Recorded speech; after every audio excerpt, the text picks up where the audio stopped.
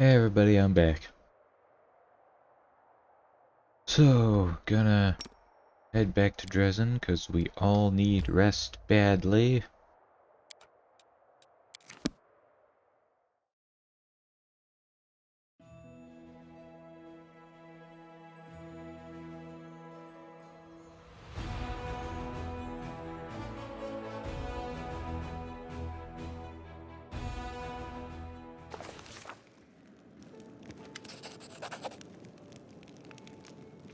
See, an old half-elf woman bows to you. She is stately despite her years, with gray strands in her carefully combed hair and a graceful figure.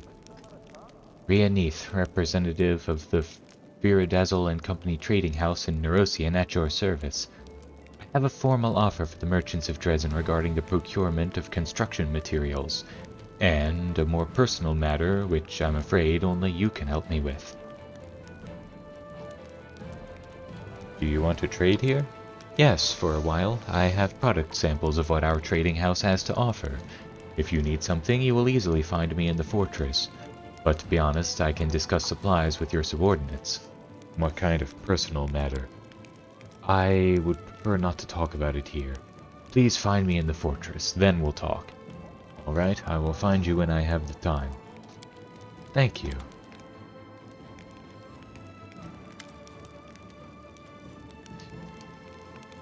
The woman entering the room is horribly wounded. Her simple clothes are soaked with blood, her face has been beaten to a pulp, and one arm is twisted at an unnatural angle. She walks towards you, but her legs give out and she falls to the floor. Commander, it's Ember. Ember's been taken.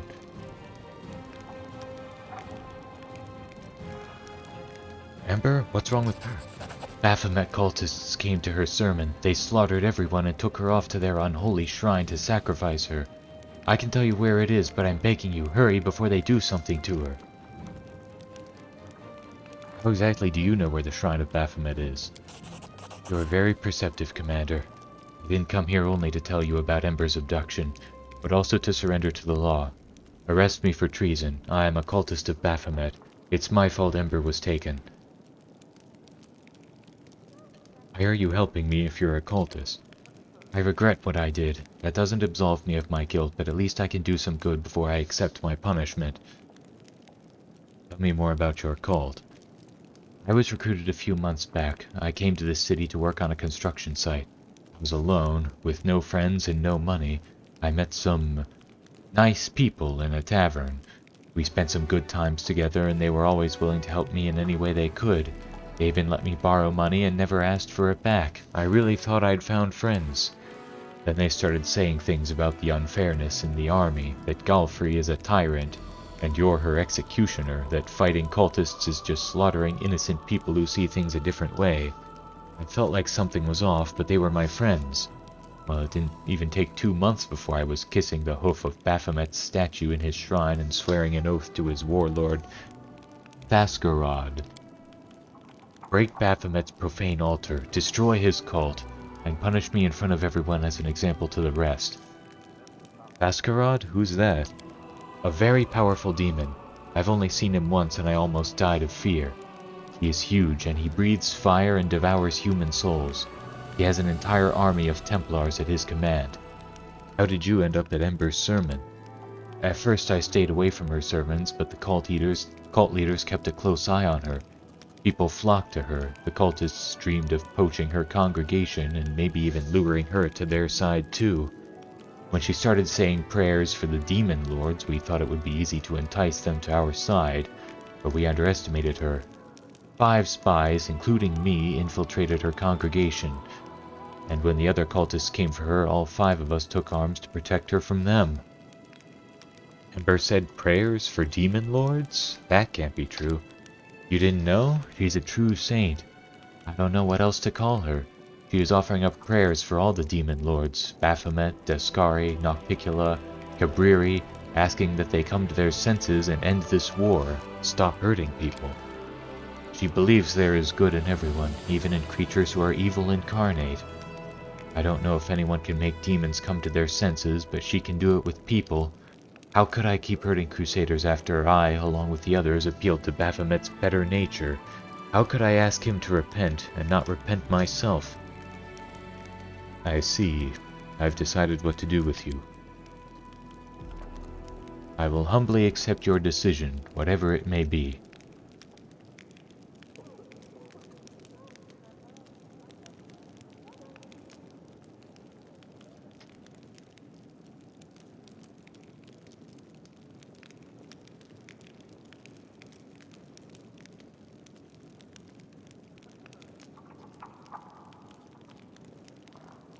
Hmm.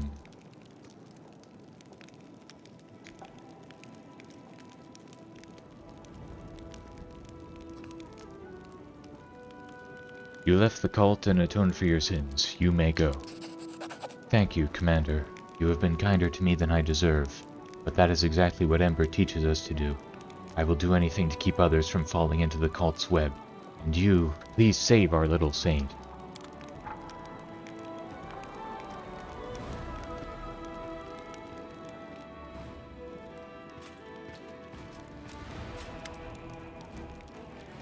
Commander, the capital needs you to take decisive action. There has been a major scandal. The nation of Andoran, our diplomatic partner, has sent its army to help the crusade.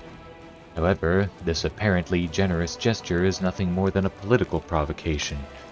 The Andorans want you to prevent the emerging rapprochement between Mendev and Cheliax, of which I have previously informed you. They've deliberately sent their army to our territory without seeking Neurosian's approval. If Mendev accepts this help, it will cool our relations with Eisger and their suzerain Cheliax. The Royal Council Common, that is to say, expects you to reject Andoran aid. Direct them toward Her Majesty's court. They are welcome to negotiate with the capital. Unfortunately, we can't disregard the decision made by Her Majesty and her council. But those Andorans didn't come here empty-handed. They brought weapons and supplies. Let them share those with us, since Neurosian forbids them from joining our army. Come now, Lady Konomi, all this suspicion. I am sure that the Andorans are driven by nothing more than benevolence and concern for our collective future. We simply must accept them like dear friends. We should send the Andorans back home instead of to Neurosian, and declare as loudly as possible that we disapprove of their underhanded methods. Otherwise, our capital's diplomats will see it as an opportunity to strike a few deals and sweep the whole scandal under the rug. And that's not right. Vile deeds should be exposed, not hidden.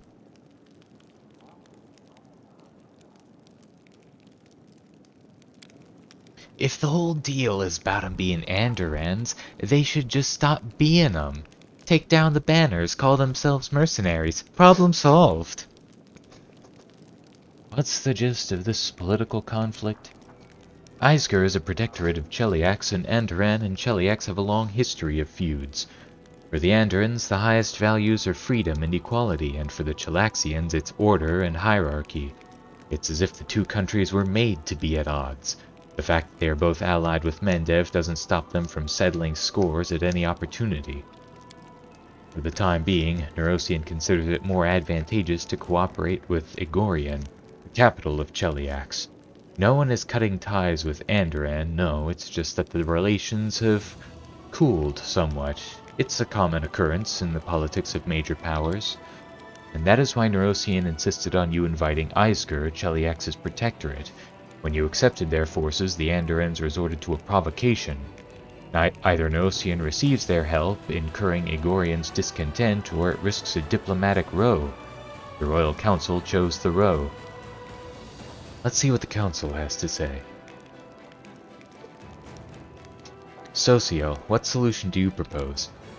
I come from Andoran myself, and as Shalin is my witness, I wish I could offer another solution. But we have sworn an oath to Her Majesty. If Neurosian doesn't wish to see Andoran troops in Dresden, we have no right to invite them. But no one can forbid us from accepting their help in the form of weapons and supplies.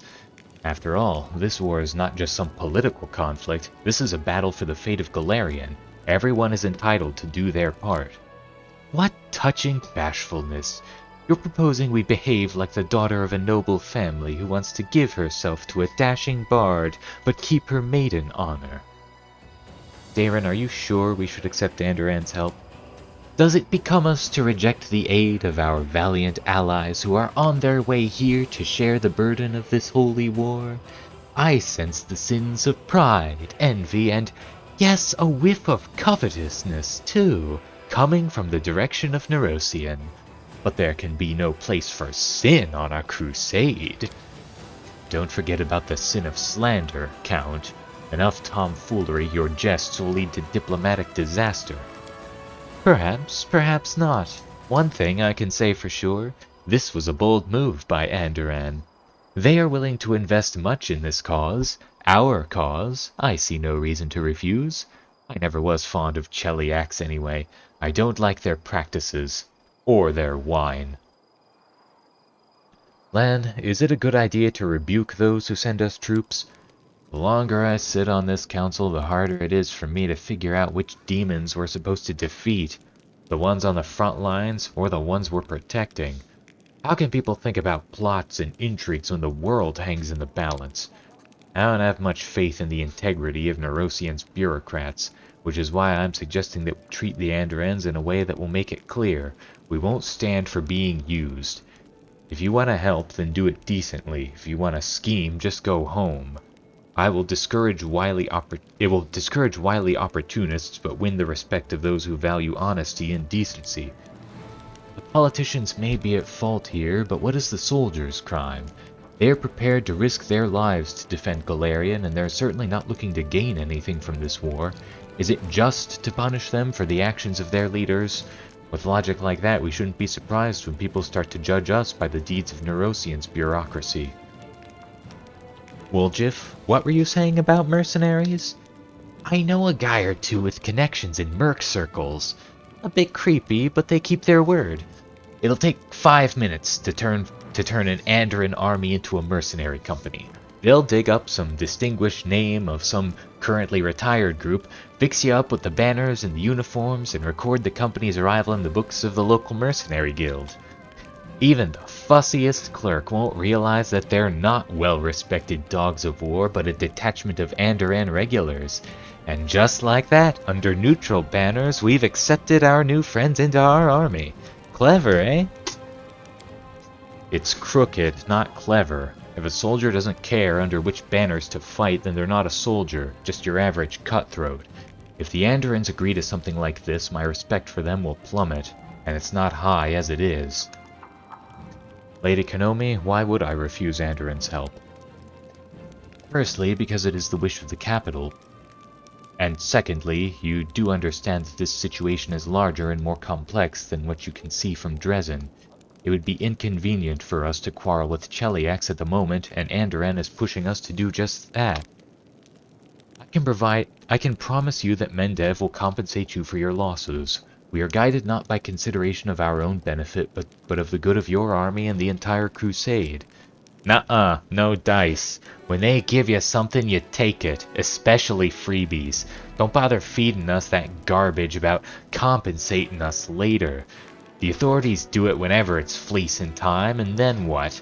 The people get nothing back, compensating my tail.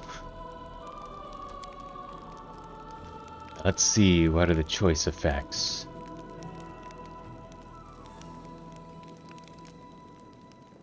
Andoran equipment adds 6,000 finance points. Footmen, champions, shield bearers, spearmen, convicts, and conscripts gain the Andoran equipment feat. It has plus 3% bonus to maximum HP. 28 hedge knights are recruited at the commander's headquarters. Paladins, cuirassiers, hedge knights, raiders, and light cavalry gain the excellent horses feat.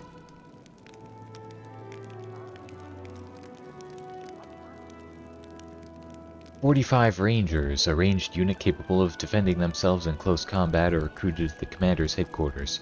Archers, rangers, marksmen, headhunters, bandits, and slingers gain the Isgari training feat.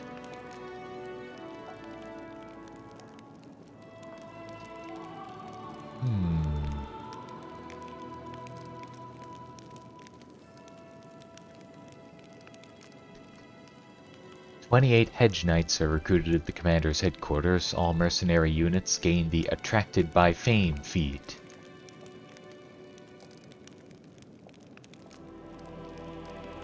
Ten cuirassiers, 30 champions, and 30 marksmen are recruited at the commander's headquarters. Crusade morale increases by 20.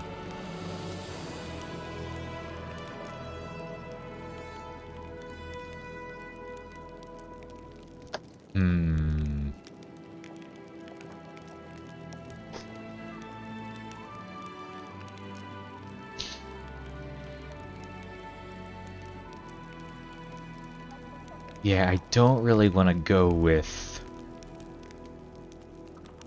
either option that turns the Anderens away. I don't want to outright provoke Neurosian either, so it's either this one or this one.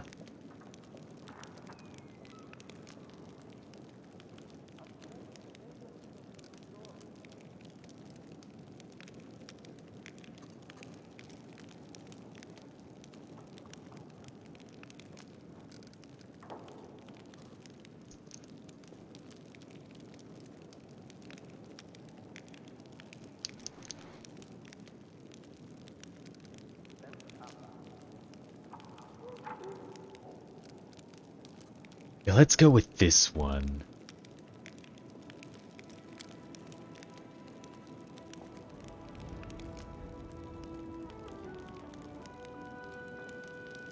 You have already demonstrated your defiance of the Royal Council. Do not cross the line that separates defiance from an open attack on Mendev's interest.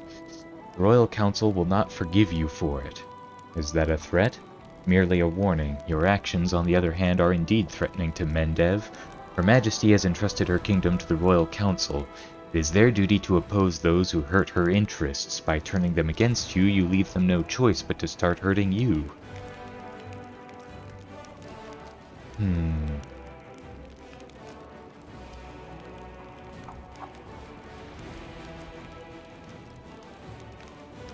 Yeah, she hasn't said that in a while. So I assume this is a sort of point of no return thing.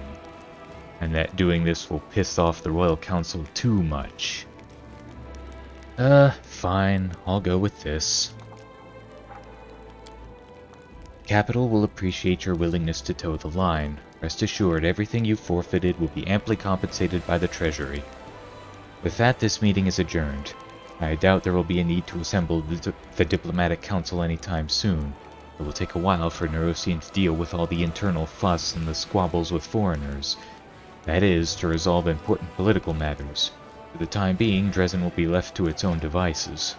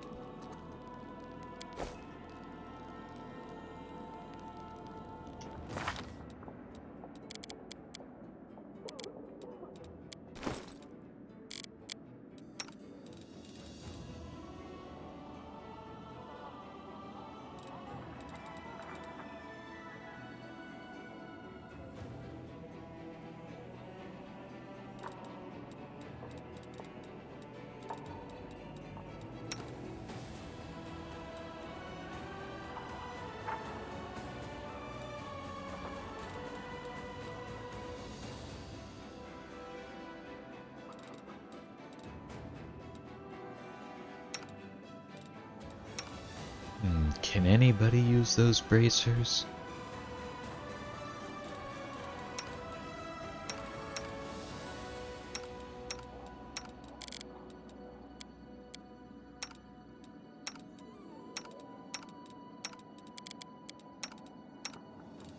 So then what are those for?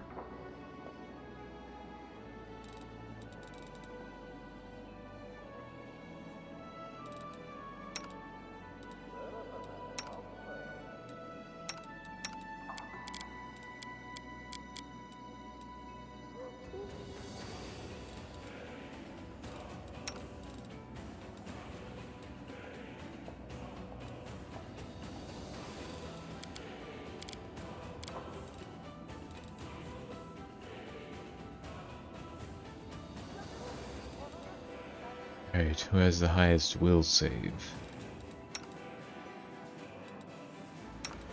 9, 8, 15, 12, 13, 13, 15, 7, 8, 11, 5, 14. So Sela and Social have the highest will.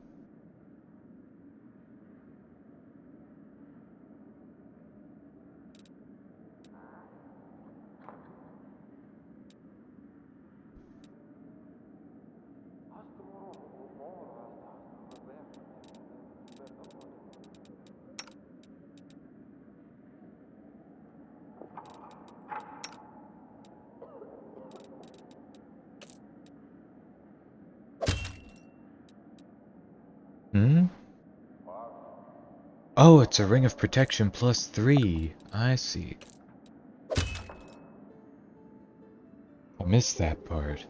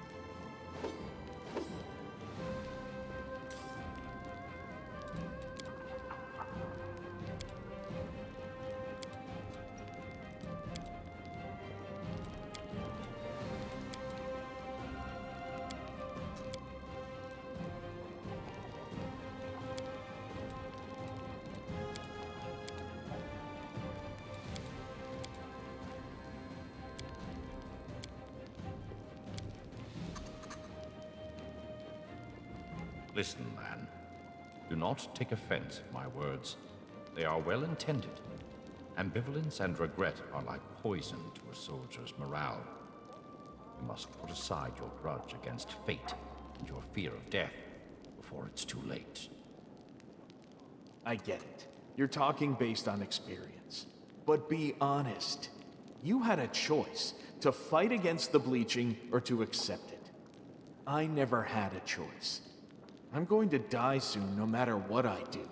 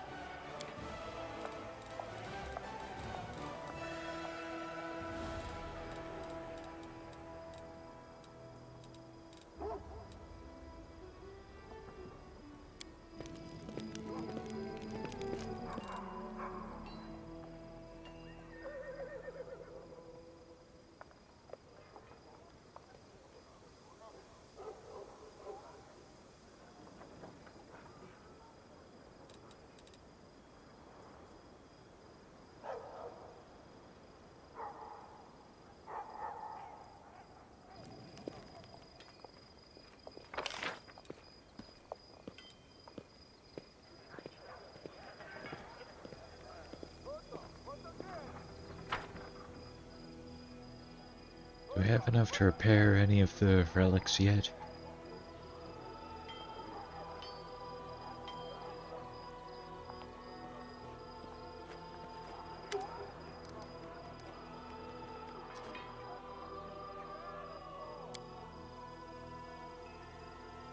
Storyteller cringes and puts his hand on the blood-stained page. His face contorts into a painful grimace, his voice trembling with terror. No, he is here again. That terrible, grating voice, the horrific semblance of a face, the monstrous appearance, myriad insects forming a body with 2 arms and 2 legs. He touches me and the disgusting creatures attack my flesh, covering me. They are eating me, they are hungry and will devour everything except my eyes and tongue, so that I can see this damn page, so that I can translate the runes written in the ancient, long-forgotten elven language. And I translate. It hurts so much. I tried to lie to him. I changed the translation, but he saw through my lie. He got angry. Now I'm not lying. I'm not. He takes one of the insects from my face and squishes it with his fingers over the inkwell. Then he dips the quill in it and writes with my blood right over the runes. And I continue to dictate. Callistria, when will this be over? Let me die. Xanthir, let me die.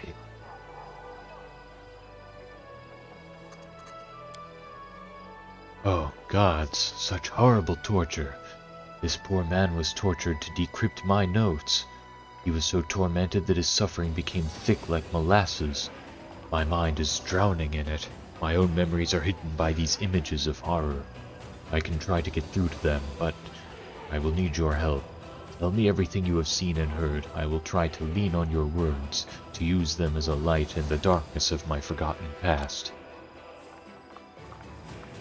I see a magic shape. There is a force pulsating in the center. You've seen the ritual. Tell me, what was its central point? Its magic knot?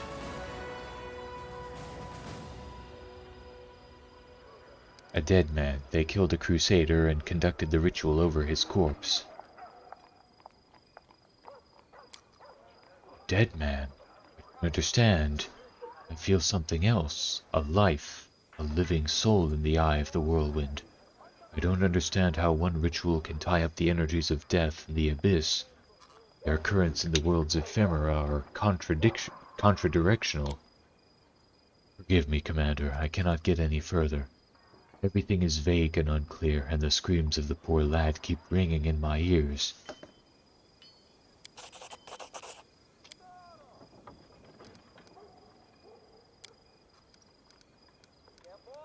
Nope, still can't restore those relics.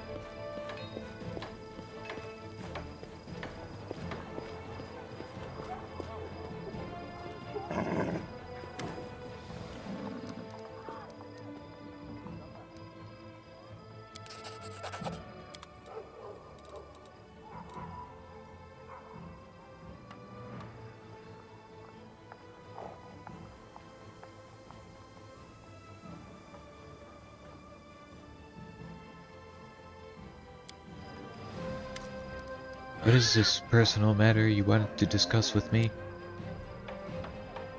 I said this in my head so many times, and now that I actually have to say it, I can't put two words together. I want to talk to my son very much, but he is avoiding me. I know you are friends, or at least he listens to you. If only you could convince him to at least approach me. Wait a minute.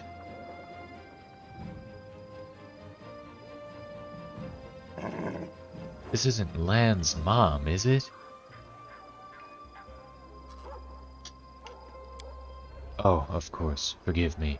Neith is not my real family name exactly. My husband didn't have any at all, and neither did I. We took the name of the village he lived in. My son's name is Lann. He knows I'm here and is hiding from me. I can't blame him, but I might never have another chance to make amends and tell him I love him. Why doesn't Lann want to see you? Isn't it obvious? I gave up and abandoned him. The day his father and I decided to go our separate ways, that was that. He must resent me, or hate me. Maybe he's ashamed of me. Or maybe he is wiser than me. Some children shouldn't meet their mothers. There's no point in reopening old wounds. But I still want to see him, so much. A half-elf married a mongrel. How did that happen? When it comes to love, does it really matter who you are? Back when I was young, I was a smuggler. One day my friends and I were attacked by our rivals. They were in such a hurry to get their plunder they didn't even finish us off. They just threw us into a well. Ended up in the mongrel tunnels. Kin was young and curious. Luckily our boots interested him less than we did. He brought me back to life. I screamed and stabbed him. That was probably a sign that our marriage wouldn't be a happy one, and still we loved each other. He took care of me and was always ready to make me laugh. He was optimistic, but not the most driven man. I, on the contrary, was too driven. I dragged him to the surface. I believed back then I could move mountains if I just wanted it hard enough, but it didn't work out. Why did you abandon your son? Because I broke, gave up, convinced myself that it was our decision, not my decision, that it would be better for everyone. I'm not sure if Lann told you, but I had other children besides him. They were different. All of them were special, and all were missing something. They just couldn't survive. The last one was born in pieces, and I realized he would be the last one. I just knew it. I didn't need any healers to tell me that. After that, it's like I sank into a black hole. I saw Kin grieve. I saw Lann struggle to find a place for himself. The neighbors felt no pity for us when they heard about our struggles. They accused us of worshipping demons, Lamashtu, anyone. And I realized I was to blame for all of it. Making Kin go up to the surface, for deciding to have children with him no matter what, for appearing in Kin's life, having Lann, and for what? So he could suffer?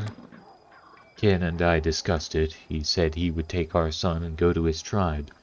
We both thought we were relieving each other of a terrible burden, but at least we would be making Lann happy because he would grow up among his own kind. I still ask myself if we did the right thing. If Lann doesn't want to see me, there was nothing right about it. Alright, I'll find your son.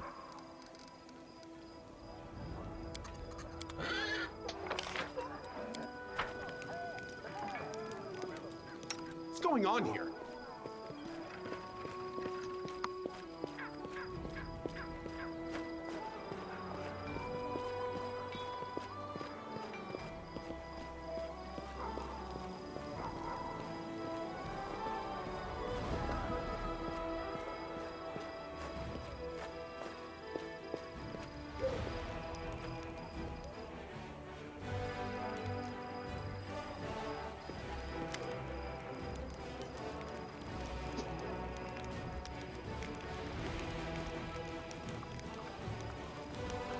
Now you're not the only mongrel on the surface. Got any plans for the future? Plans? You have too high an opinion of me. To be honest, I've never had less of a plan than I do right now.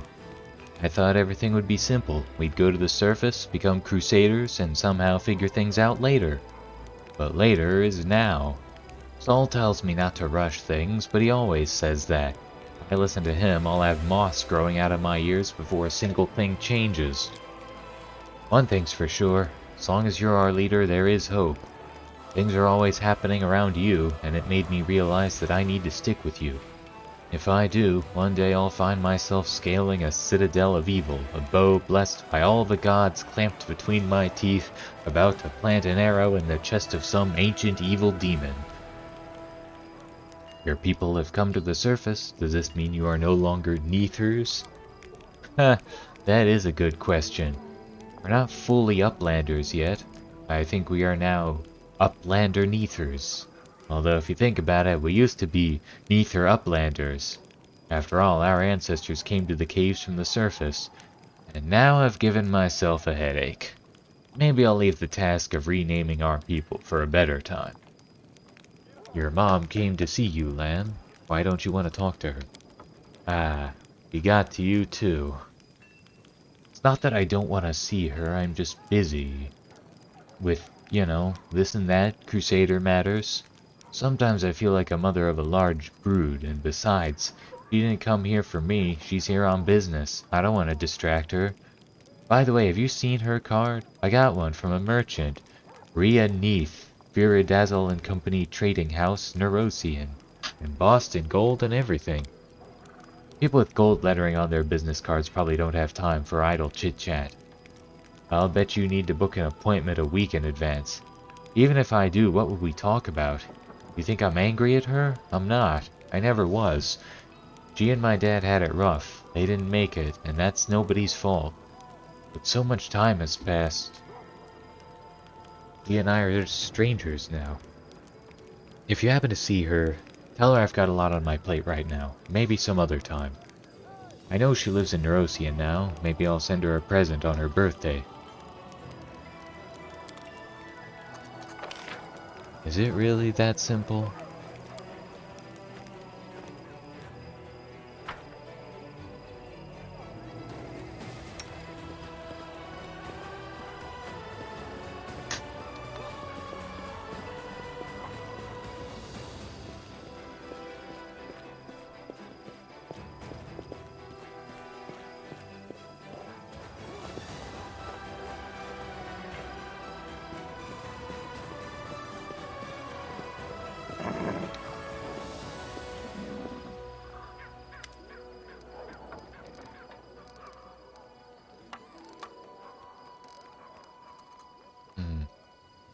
I'm sorry, but Lann doesn't want to see you. He is stubborn. I'm not sure if he gets it from me or his father. Please try again, but now...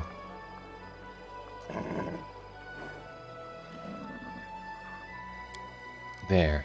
It's an arrow from his very first bow. I made them so bright so they could be easily seen in the grass. I showed him how to shoot. I taught him to train his vision, to account for the wind, to fix his string. Just take it to him as a souvenir, a keepsake. Tell him I've never forgotten him. I know Lann won't forgive me, but he should know that at least.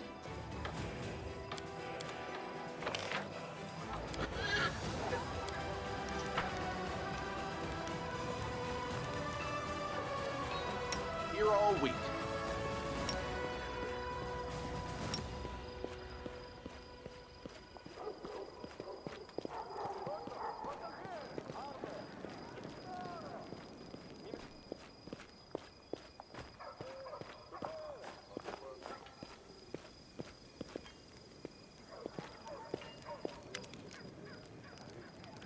Your mom gave me this. She's never forgotten you. She is very sorry. This is my toy from when I was a kid. It doesn't matter. Not anymore. She made her choice and my dad let her. I don't want to blame her. I have no right to. Sorry, I must have woken up on the wrong side of the bed today. Sitting around Dresden for too long is bad for me. I start getting irritated by the smallest things. I'm always in the best mood when I'm killing demons in the wound. Don't tell her I threw away the arrow. And please don't tell her, and please tell her I don't want to see her. It'll be better for everyone this way.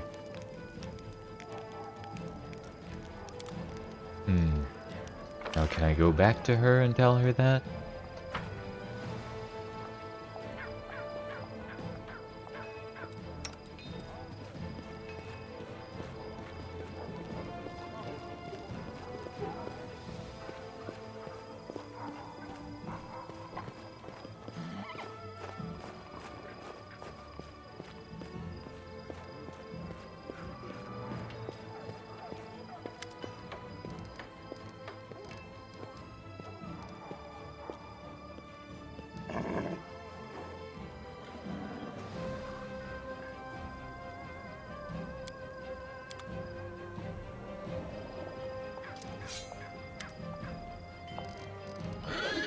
He threw the arrow away. I'm sorry. Alright. Alright. It was just a silly sentimental piece of wood that won't change anything. He's right. He did the right thing.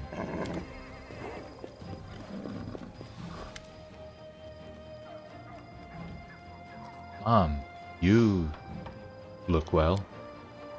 Man, you're so tall. I see your entire tribe is here. How is Dad? Did he stay down below? He died. Oh, I see. Lann, I thought you didn't want to come.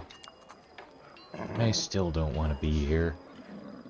But I would be a coward if I didn't come. It's alright, Mom. I'm not angry with you. I've just been very busy. You're lying. Am I not even worthy of your anger, Lann? Do you hate me that much? Is that all you have to say to each other? Why don't you finally reconcile? Because we never fought. I don't understand why this is such a big deal. Alright, we said hello. I've done my filial duty. Do you hate me, Lann? Mom, of course not. I understand. For years I've blamed myself for you and Dad trying to live like a normal family and have more children. If I hadn't given you false hope by being born alive and almost human, grief wouldn't have broken you. If anyone is to blame, it's me. I don't have the right to be angry with you.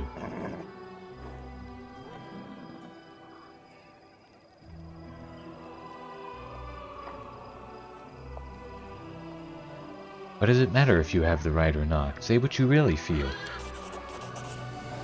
I can't joke my way through this, can I? Do you want me to turn to my mother and say, Mom, it doesn't matter that my last brother was taken out of you piece by piece. It doesn't matter that you've been banished from everywhere because of Dad and me. None of that matters because a selfish brat wanted to have a mom and still does even after growing up into a man. Is that what you want me to say? No, that will never happen. Never. I've already said everything you need to, sweetie. And you've never been a selfish brat. Headstrong and a little lazy, maybe, but never selfish. Forgive me. I love you so much, whether you believe it or not. I'm sorry that I wasn't strong enough to be the mother you deserve. I forgive you. I love you too. What I said just now, I went too far. I was so lonely without you, and angry at you, at Dad, and at myself most of all. I know, Lan, I'm so sorry. You silly little cave potato. Don't you dare be angry at yourself. I've never regretted having you, not a single day. You know, I'm leaving soon, but when the war is over, find me in Neurosian. We'll visit your brothers together. I've made sure their graves were looked after. Well, do you agree? Ah.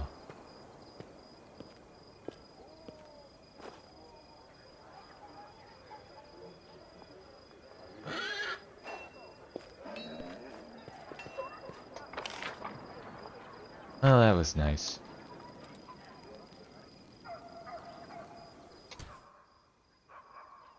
Right? Hold on, what?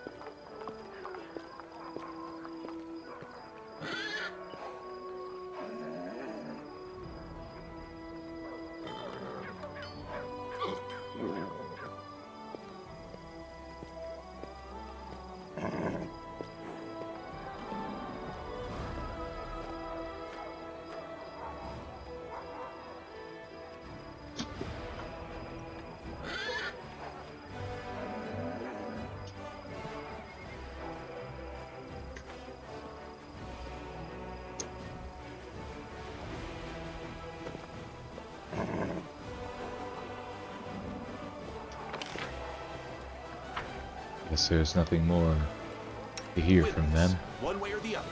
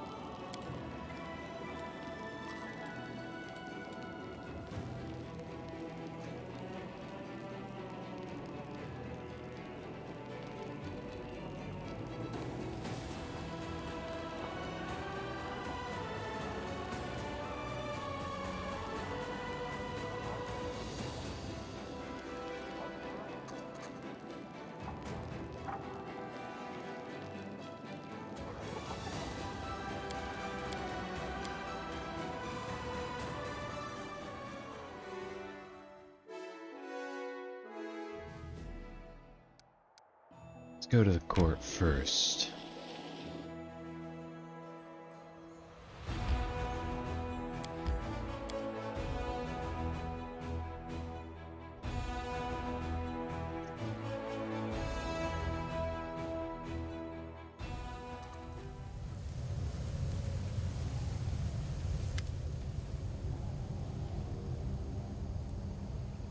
Strongrung, you are in luck. I was about to take you to the commander, but Reynard is already here. Reynard, you have a very special guest. Allow me to introduce you to Strongrung, the Oriad people's emissary.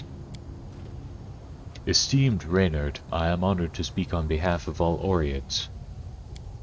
The Oriad elders and sages learned of a champion bringing life back to the defiled and corrupted territories of the north.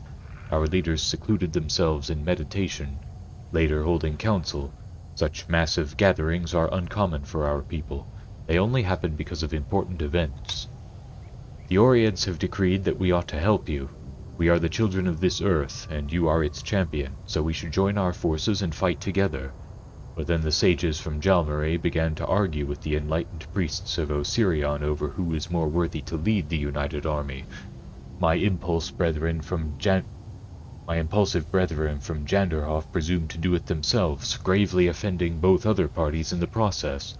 The disagreement was fierce. In the end, the Oriads decided it falls to you to decide who you wish to see as your allies.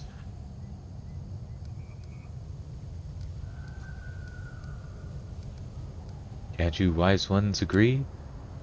Our people do business slightly less hastily than other mortals. We live and think in a different rhythm, more solid and deliberate. In your world, this argument would be little more than a squabble between old friends, inevitably resolved and quickly forgotten. But I fear time is too precious for you to wait for our reconciliation. It is always sad to see how freedom of thought can lead to divisions. Of course, we are not going to condemn foreign traditions and other people's ways of life, but we regret not being able to receive all the help that the Oriads could provide because of a temporary quarrel. I wish to know more about your people. Many of us live on the island of Jalmare. My brethren dwell in the highland monasteries where they study the wisdom of Irori and Nethys, achieve enlightenment, and become great contemplators of existence. But those who anger us risk finding out why everyone is afraid of the Oriad's fury.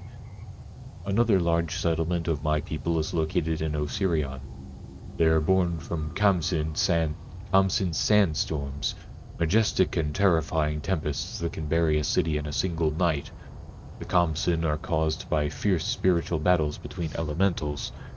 The Oriads of that land possess a far starker and cruel wisdom than Jalmare monks. They worship Osirian gods and are powerful defenders of their homeland. The nearest large settlement is located in Janderhof, Berisia's largest dwarven city. I hail from there. The Oriads of Janderhof are closely bound to the dwarves. We have adopted many of their crafts, customs, and traditions. Among our kinsmen we're considered to be hasty and adventurous. What a surprise! There are people in this world who believe associating with dwarves can turn you into a rash adventurer. Aranka, early sunset, what do you advise? I have never seen a real Oriad monk from Jalmare. There are so many fantastic stories about them. Of course we should ask them for help so I can get to... Well, never mind. What I'm trying to say is that they will surely come in handy. I consider any help valuable and would like to pay my respects to any Oriad willing to aid us. Having said that, I feel that the Oriads of Janderhof, who live next to the dwarves, would feel closer to the Crusaders and be easier for them to understand than the other members of this people.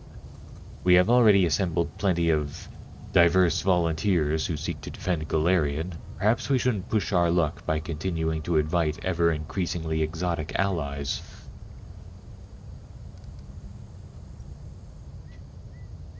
Let's see.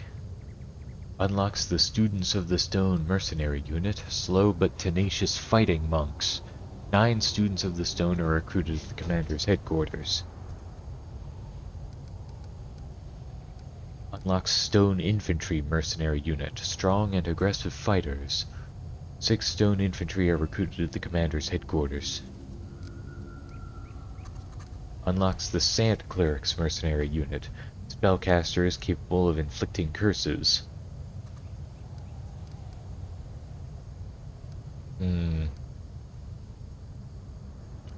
Yeah, let's go with Janderhoff. I will pass along your words to the elders. Your chosen army will immediately move out. You don't have to worry about them arriving late. We may be slow to decide, but once we've made a decision, we tarry not.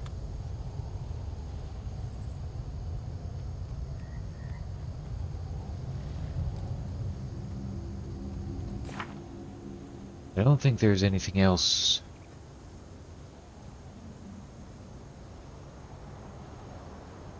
to do here in the court while I'm here.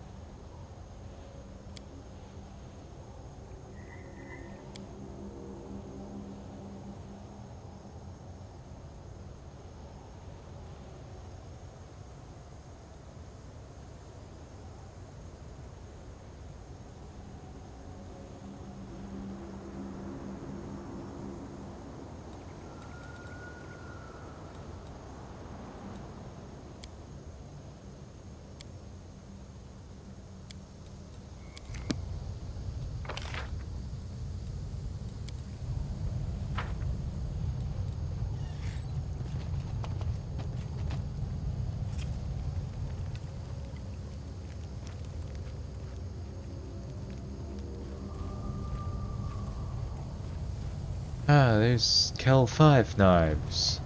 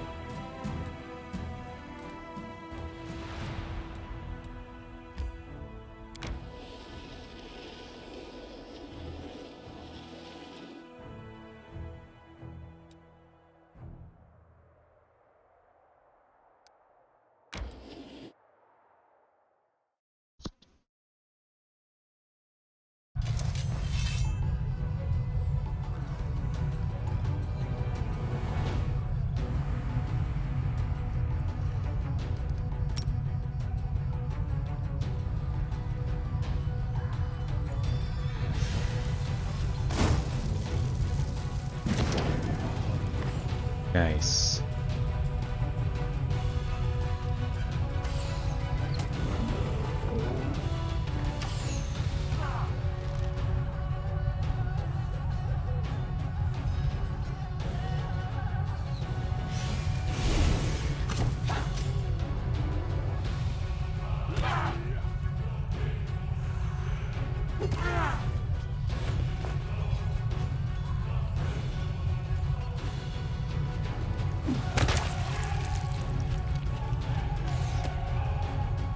Easy.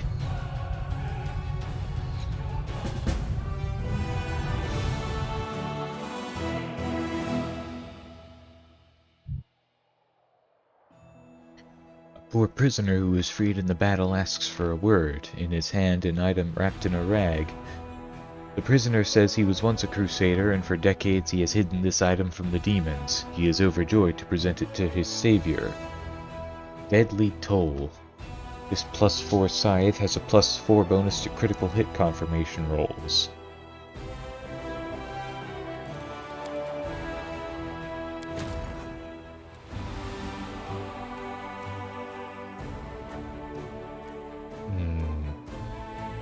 Can I pull that off?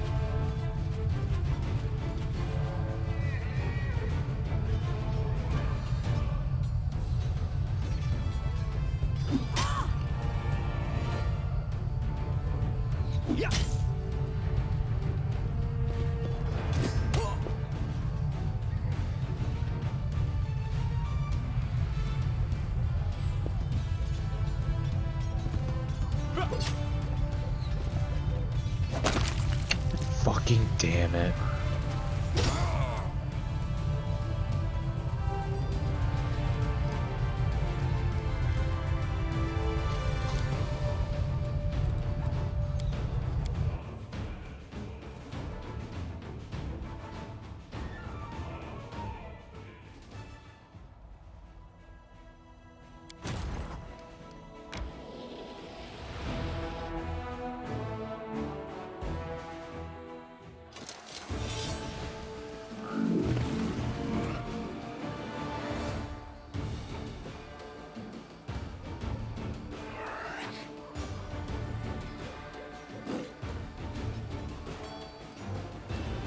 Oh, so that's just impossible to resist then.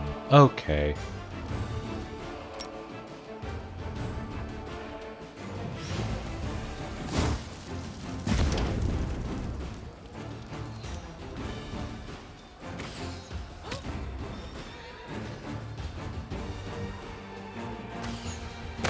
Nice.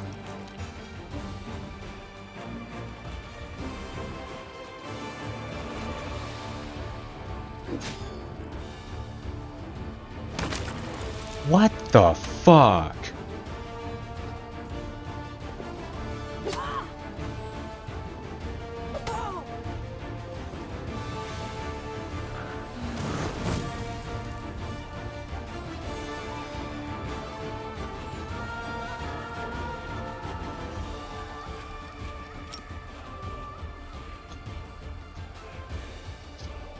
Here we go again.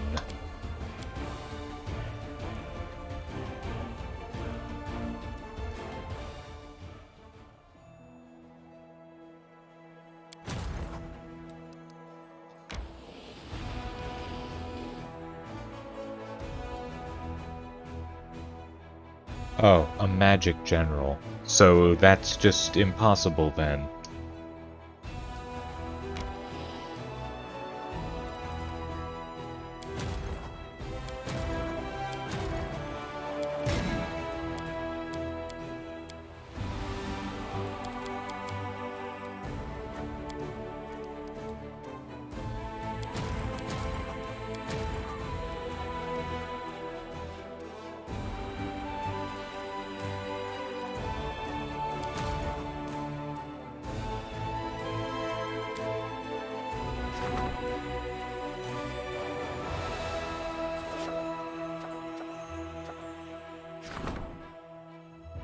The archaeologist Lathamus has arrived in Dresden and seeks an audience with the leader of the Crusaders to propose an interesting adventure.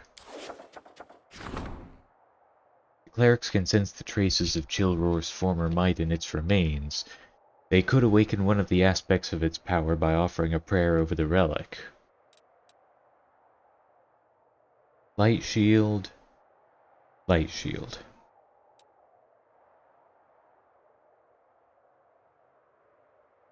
See, while you are wielding this +2 spiked light shield, you deal +1 bonus damage per dice rolled for spells with cold descriptor.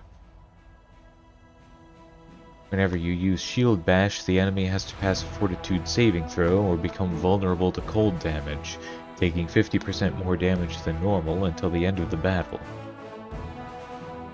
+20 resistance, get 20 resistance to sonic damage and +2 bonus on saving throws against sound-based effects.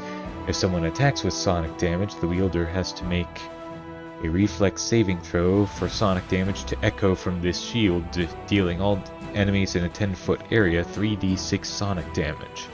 I'm not sure we're gonna see a lot of sonic damage here, so I guess we'll go with this.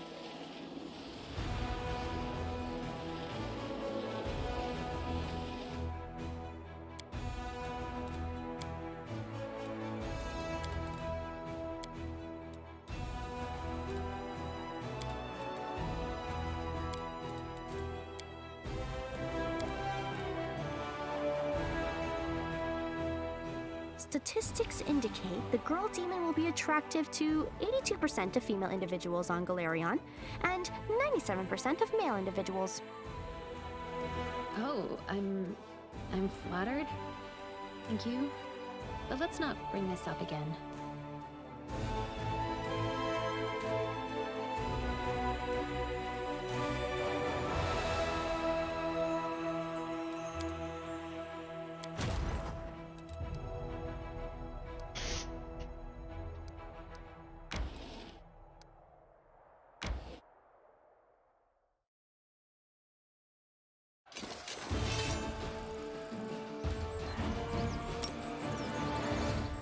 Well, at least they're all clumped together.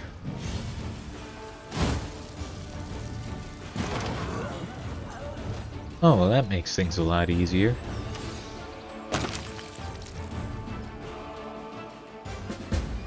I guess magic generals are only sometimes broken.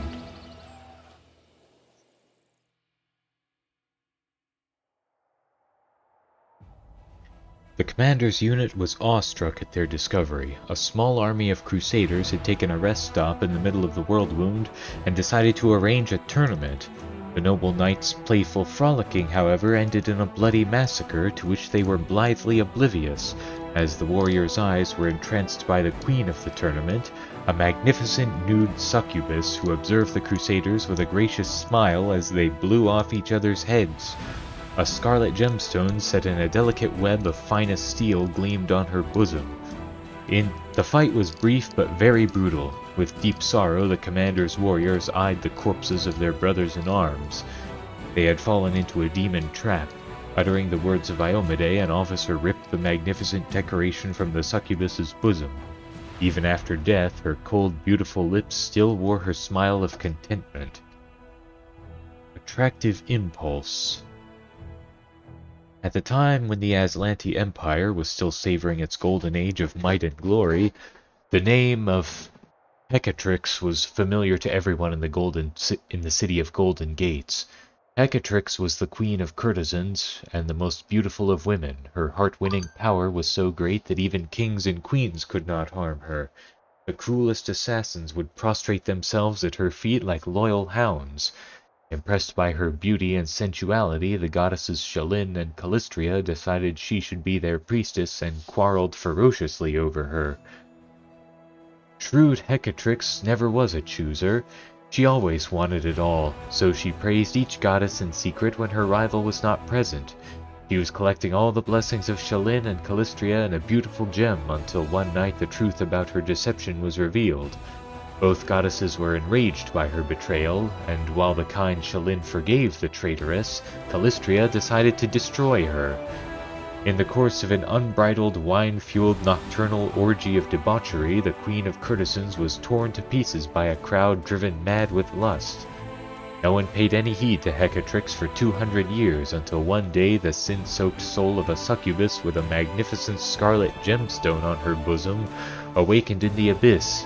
The gemstone was called the Attractive Impulse. The gem combined the passion and lust of the queen of courtesans with the blessings of two goddesses, which together forged a dangerous and alluring relic.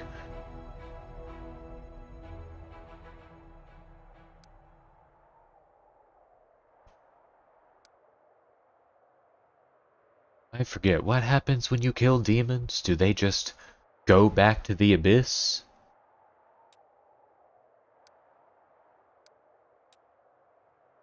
Alright, I'm not sure I can take a 9 strength army, but then these numbers just seem so arbitrary sometimes.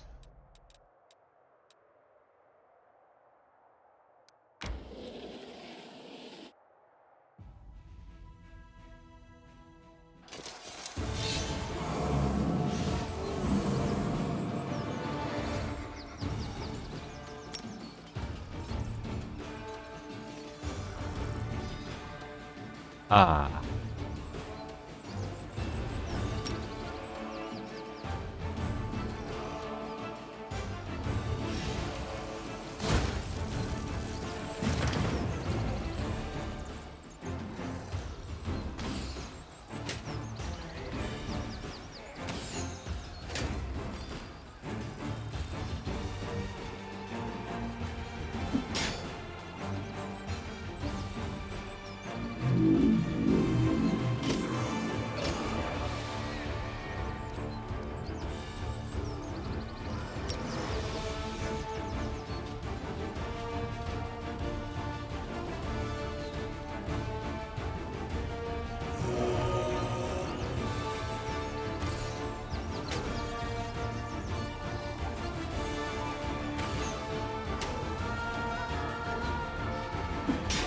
Nice.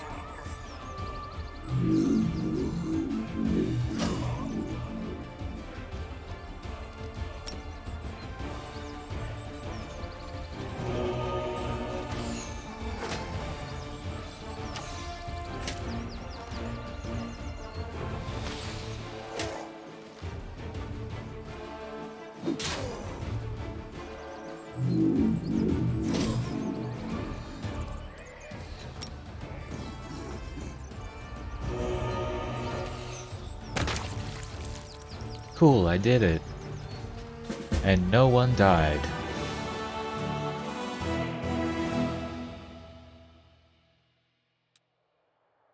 A group of vicious demon dans was trailing through the wet wastelands, driving a crowd of horribly wounded slaves in front of them. They forced the poor prisoners to insult their gods and desecrate their symbols. Now their evil ceremony has been stopped. The priests are murmuring that a chapel must be built at the site of this righteous victory to glorify the Crusaders' feat.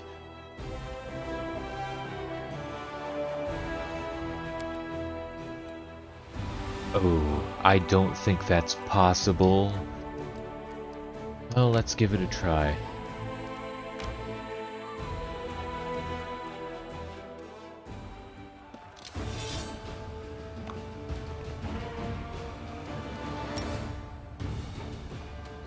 Ooh.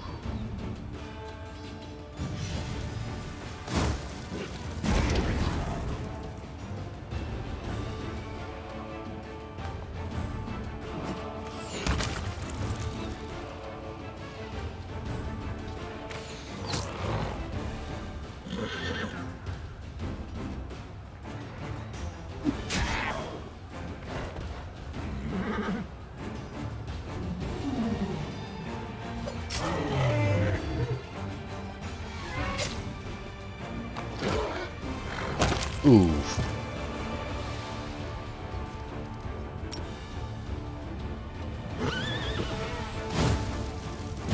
I don't suppose I can still save them if I avoid any further losses.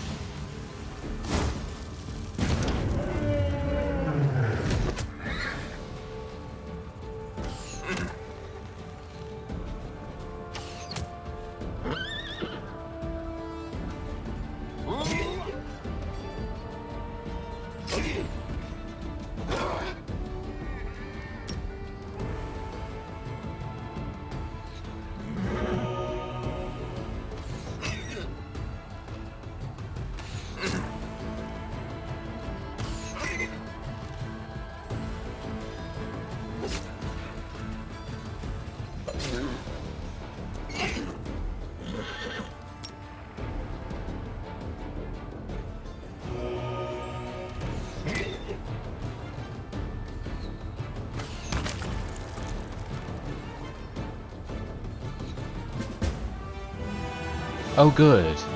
I can get everyone back.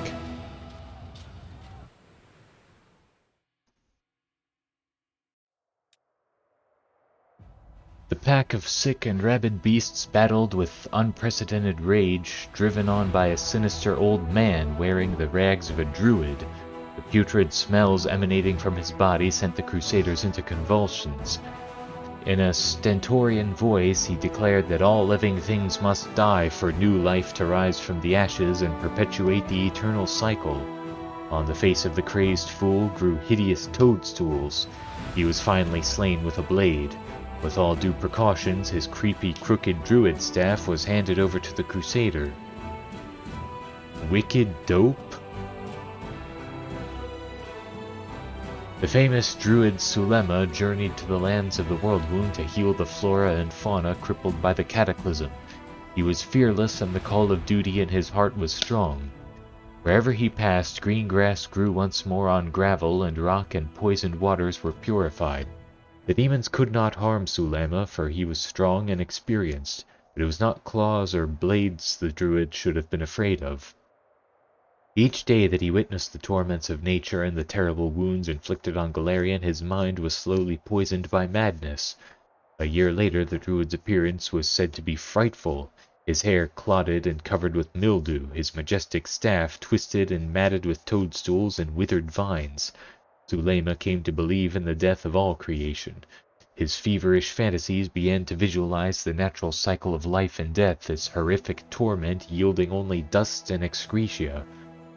The druid that had restored life began instead to disfigure and poison the natural world. Thenceforth, wherever he went, he spread the disease, accompanied by a pack of venomous beasts. Sulema became a prophet of pestilence and a herald of blight and putrefaction. The mere touch of his staff brought madness and decay.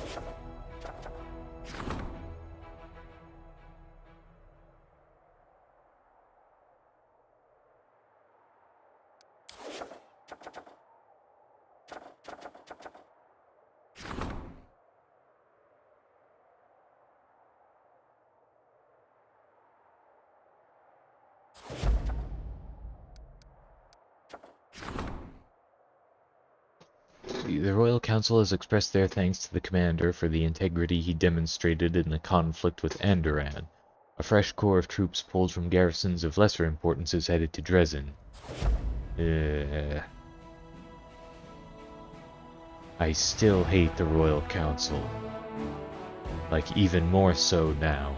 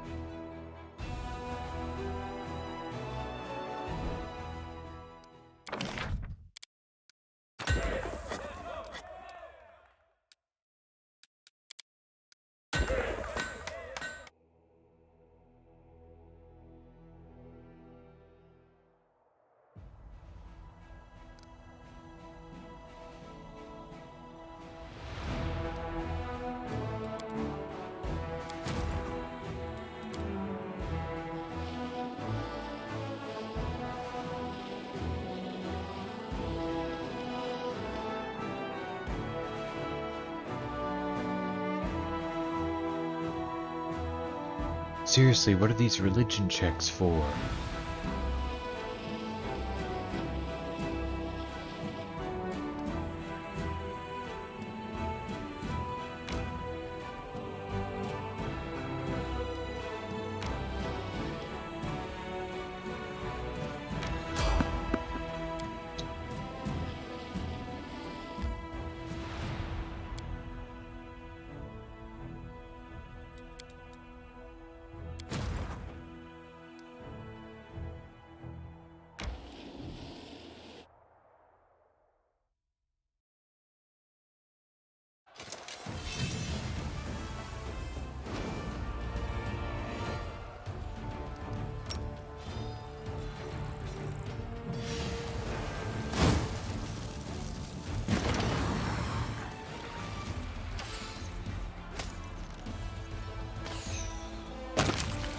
Nice.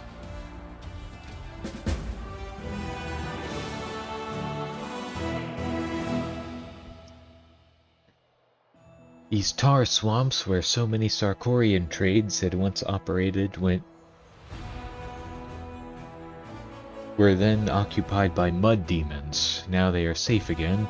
The tar can now be drawn from their depths to serve the needs of builders, alchemists, and tanners. Daily income increased, materials points 10. What's that up to by now? 198 a day.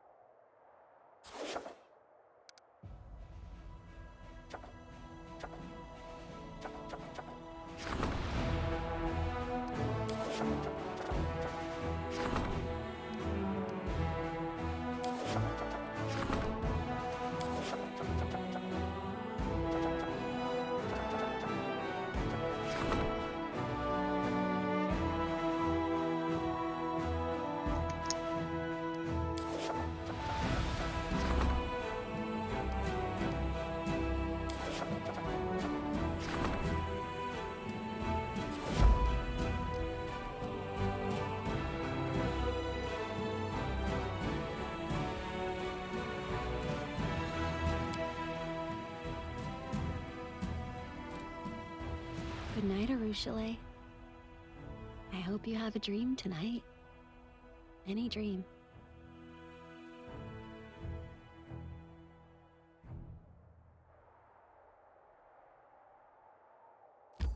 Alright, here we go.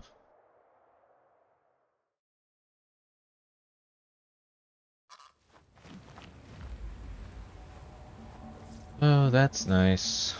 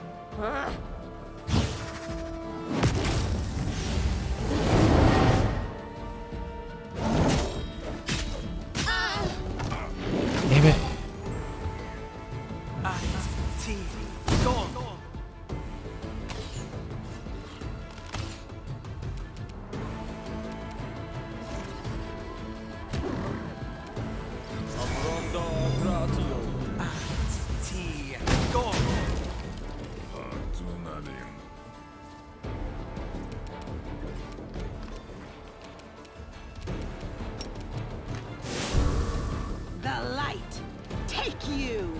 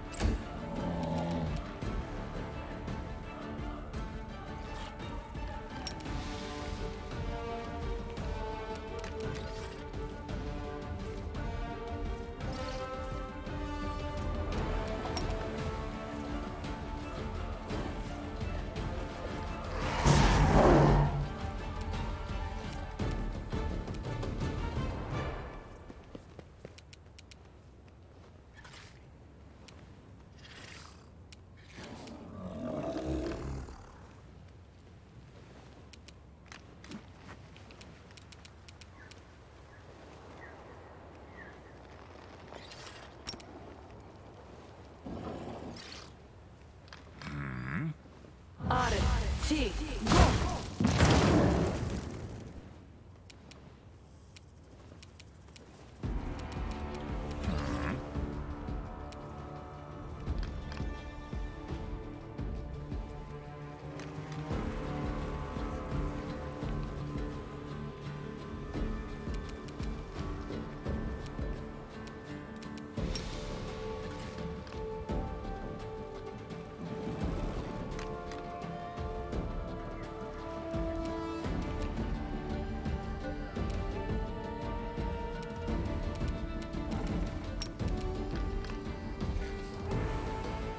Why is that unavailable? Oh.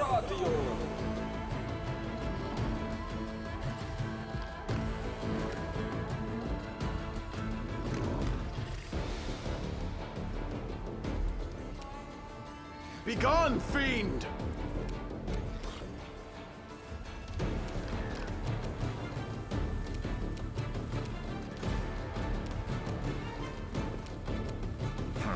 I will resist!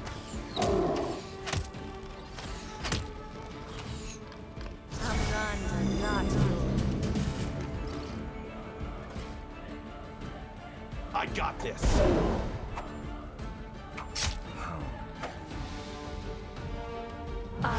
T. Go.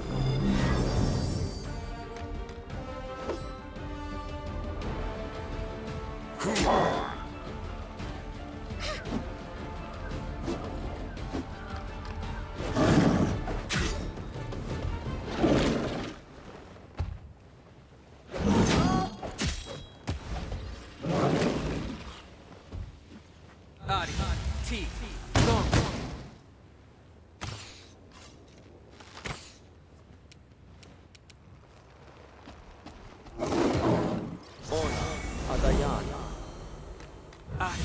T.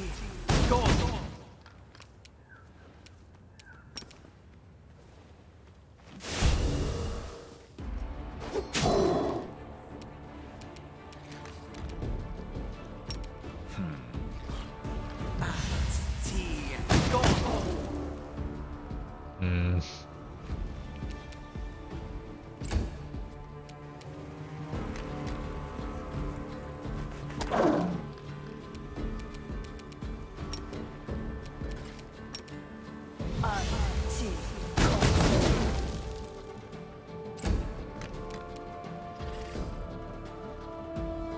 Fall!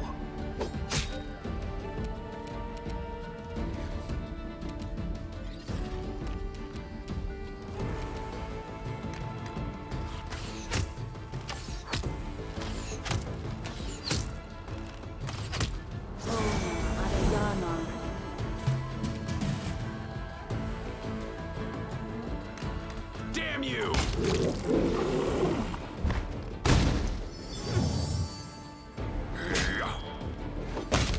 Nice.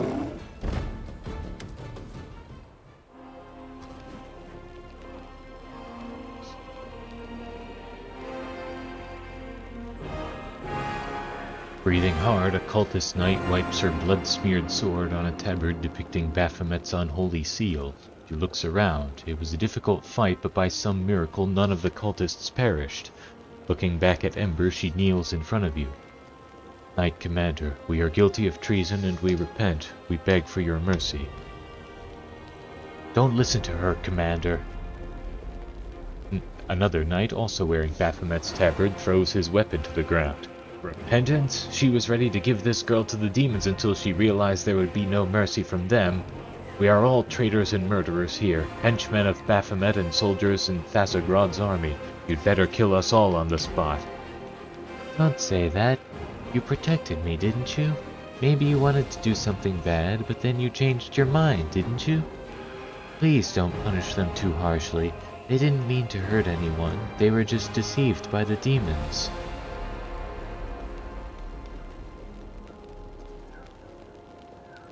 Are you all right? Yes, just a little scared.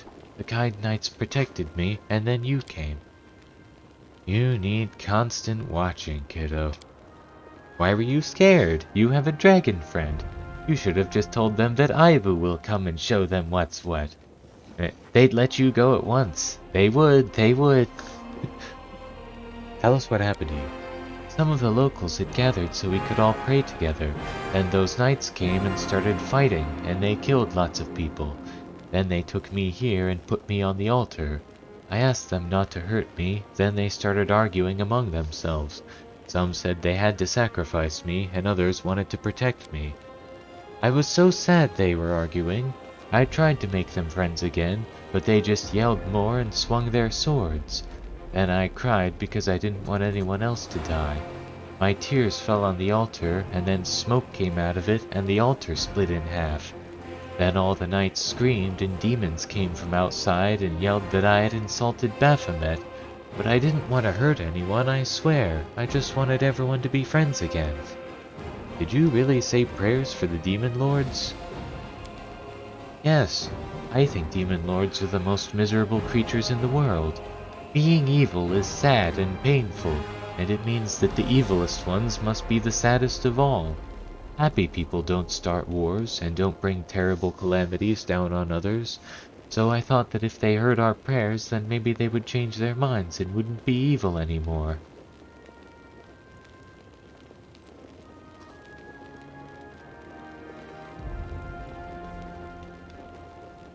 People call you a saint, and now I understand why. Me? That can't be true. I'm just an ordinary girl, a sinner like everyone else. Why are you defending them? They killed your congregation and abducted you. Yes, they killed many good people, but will killing them make anything better? Please don't kill them. You see they've repented. I know it's not harsh law that guides your judgment, but your heart. Please find a little mercy for them. I've decided what I'm going to do with these cultists. I hope for your mercy. I hope you will punish us with the full force of the law. Please be kinder.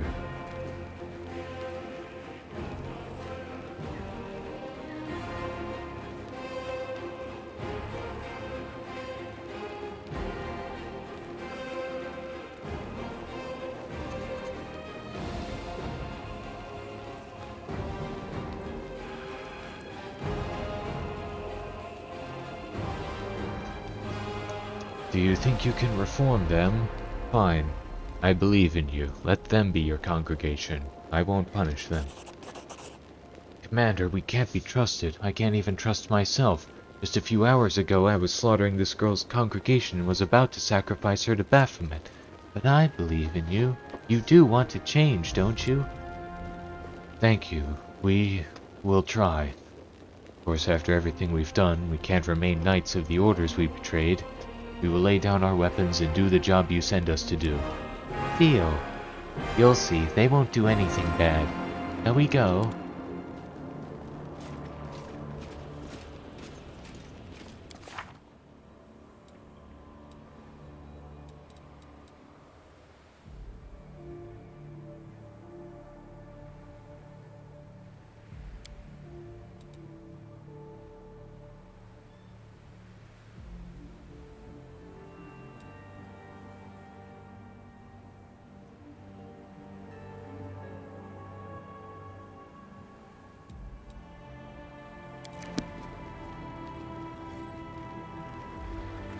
Is that a trap?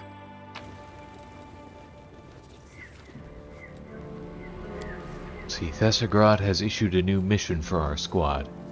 Our orders are to disguise ourselves as locals, search the mortal settlements, and find the elven child named Ember. Beware, brothers, that girl possesses a dangerous power that can cast out despair.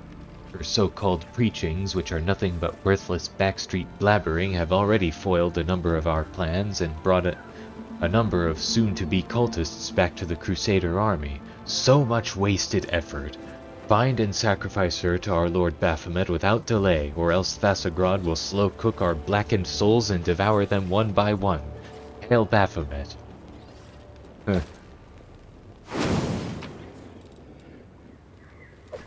Blazing Crown.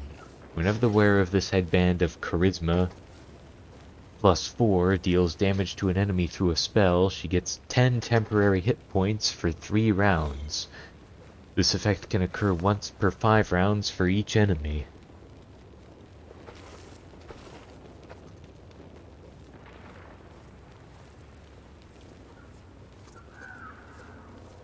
I like how they say she gets 10 temporary hit points.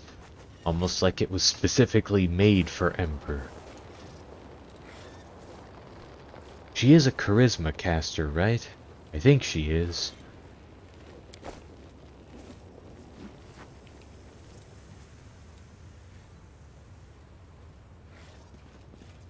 Anything else?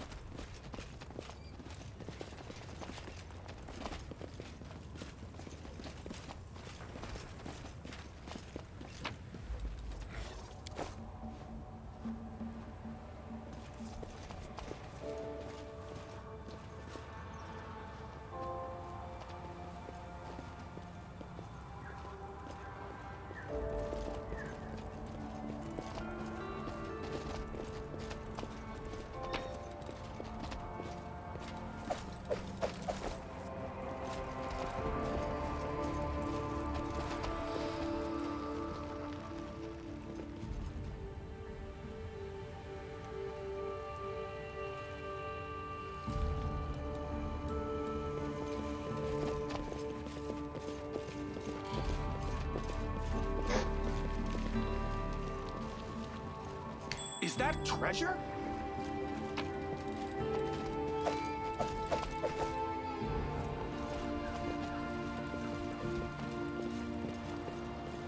Let's see what we can do.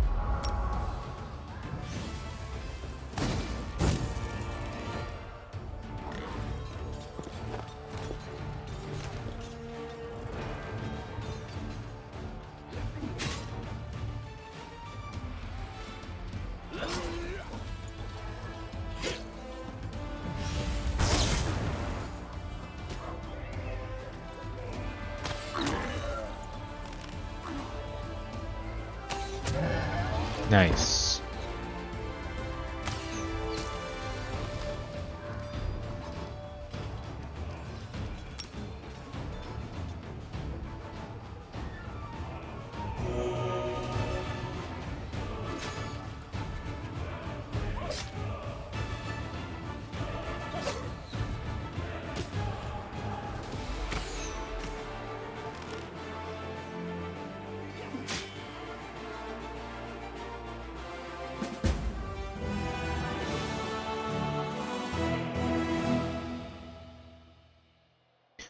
A squad of demons fought back to the last, keeping the Crusaders away from a treasure, even if it cost them their lives.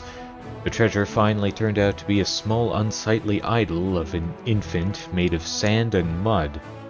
That hideous babe beat the air with its fists and feet, shrieking all the while. Its dark skin was inscribed with the symbols of the demon lord Jubilex, the Prince of Ooze. In the place of its sole eye, a sinister scarlet stone gleamed in its socket. Unable to destroy the wretched creature, the soldiers took it to the commander. Legend has it that there is no fate worse than being captured by the demon lord Jubilex. He envelops the victim with his slimy body, absorbing it and dissolving the unfortunate creature's soul. After that, the digested spiritual essence of his prey peels away and falls to the ground in chunks of detestable, smoldering scarlet slime. When these slimy chunks become hard as stone, the minions of Jubilex, the Omoxes, collect the rocks and take them away. They then mold clay, dirt, and sand to form babies, and then insert these slime stones, the gifts of their master, into their bodies. This way they turn the distorted, corroded, soul-like substance into vile bodies.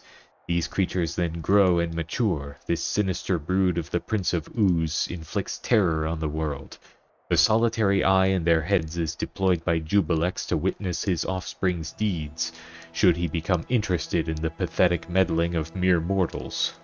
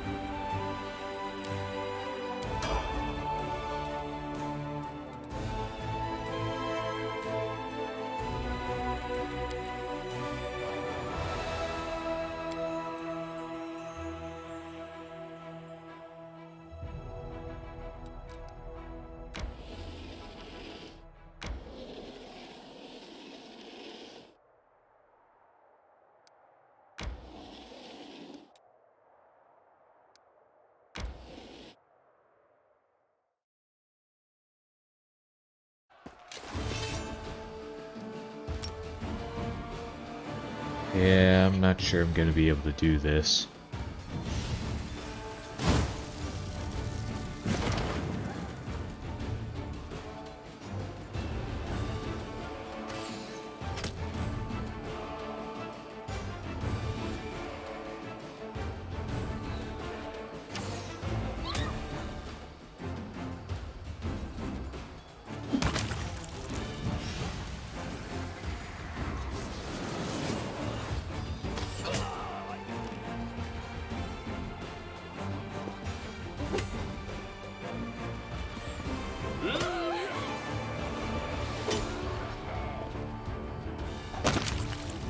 Yep.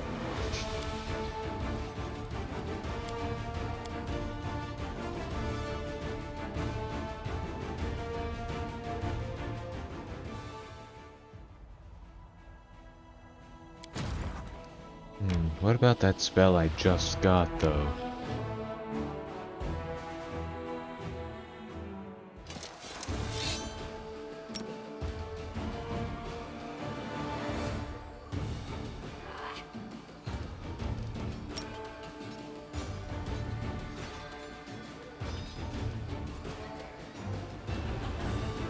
Power times power plus 5d6.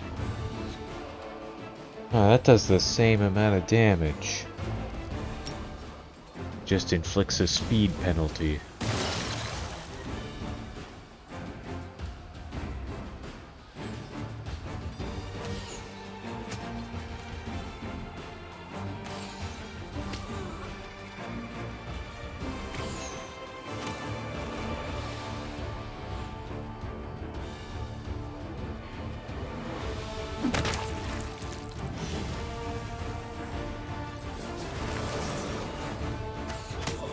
Nope.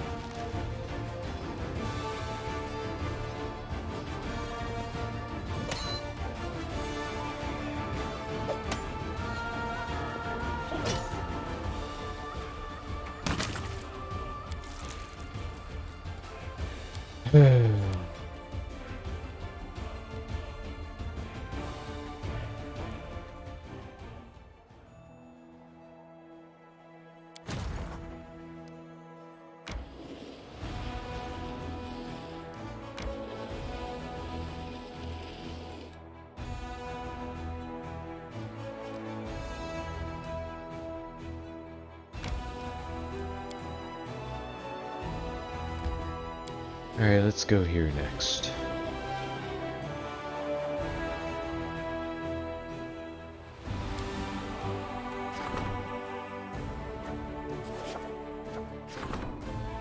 A crowd of the destitute, the sick, and the feeble-minded has arrived in Dresden, and they are asking to be admitted. Their lives are rough, they have no place where they belong, and they wish to die as heroes at the very least. But the Crusaders do not wish to fight side by side with these vagrants either.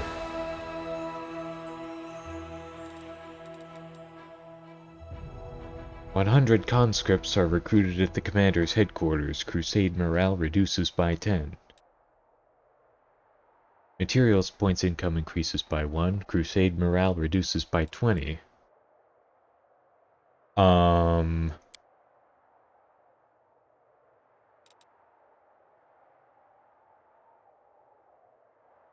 Crusade morale increases by 1. Materials points income increases by 5. So why would you ever do that when you can do this? Arushale!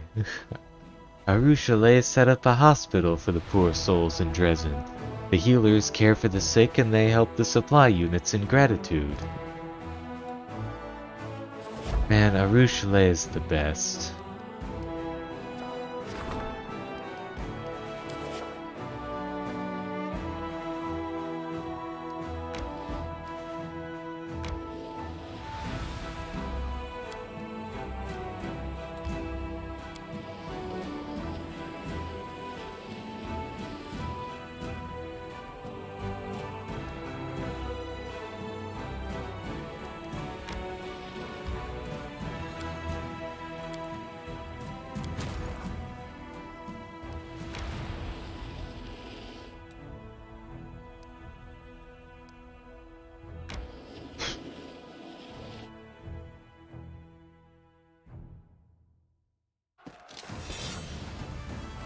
Yeah, I'm never gonna be able to win so long as that guy can just hold my marksman.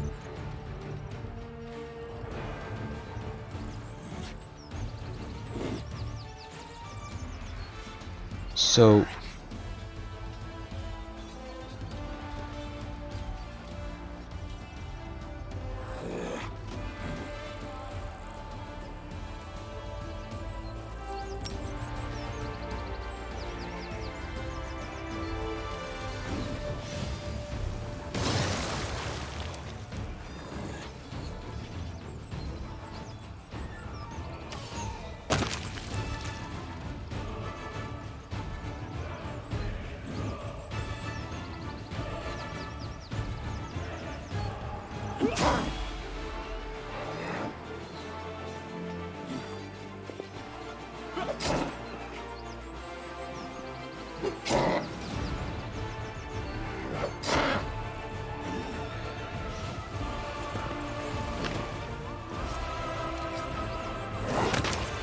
Wow, really?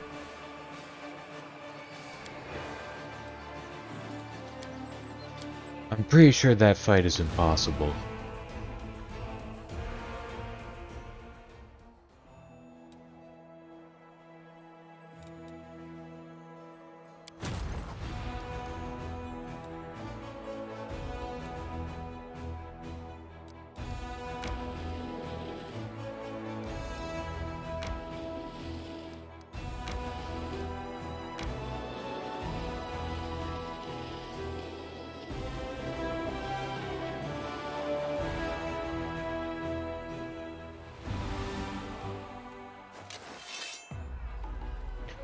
So how is initiative order decided then?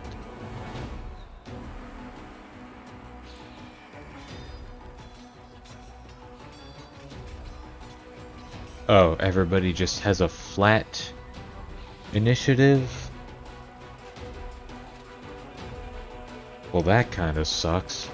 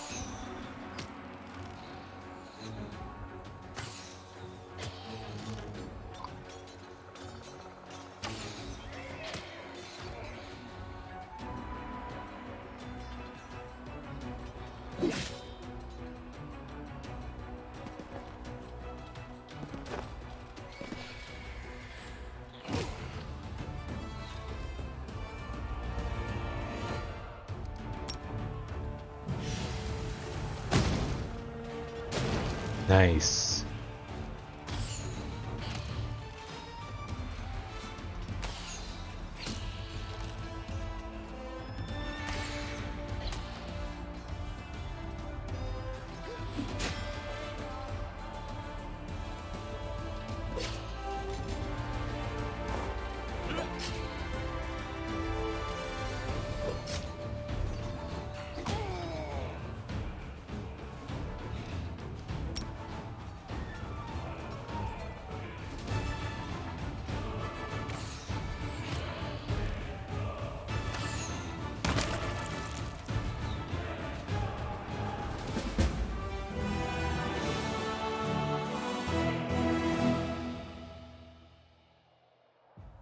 Crusaders closely examined the remains of the miners' caravan that ventured too far north in its reckless search of profit.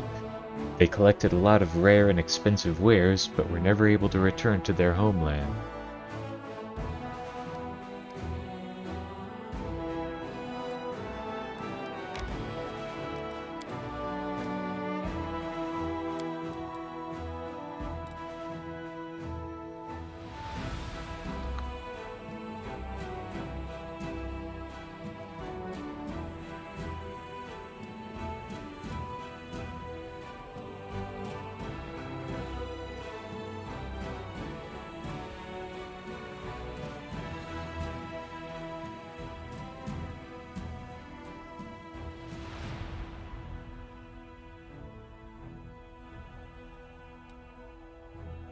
Oh,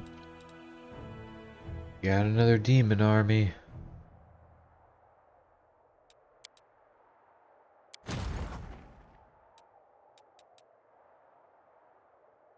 Ah, boy.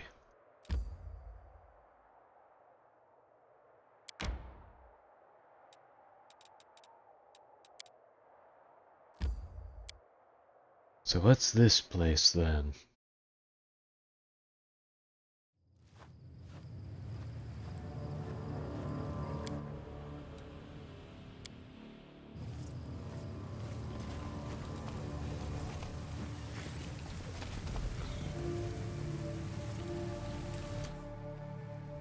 You require my unbiased opinion? Might as well just haste everybody ahead of time.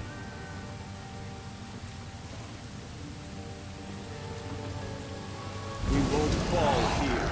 I swear it.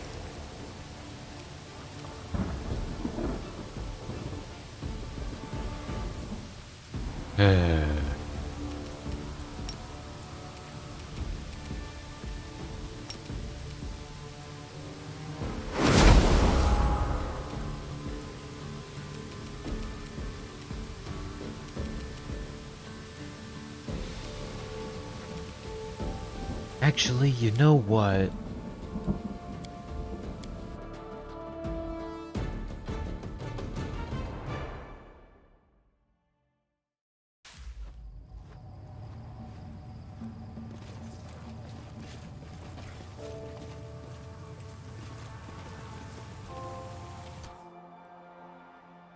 I'm always open to ideas. I'm here. Where else would I be?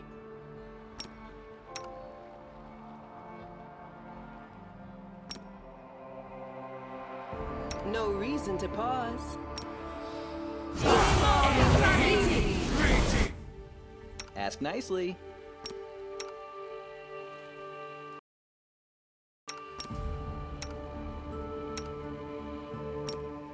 Let me help.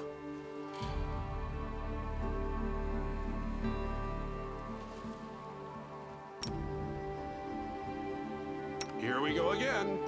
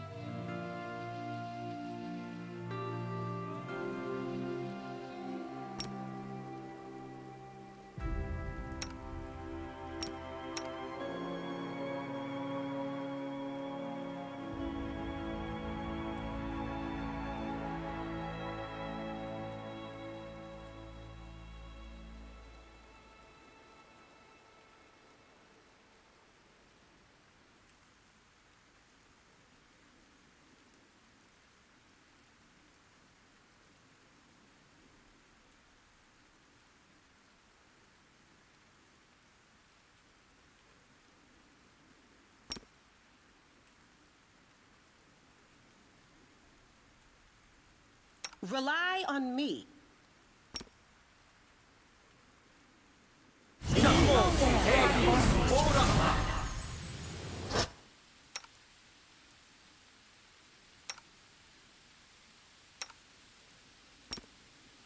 The world has suffered enough.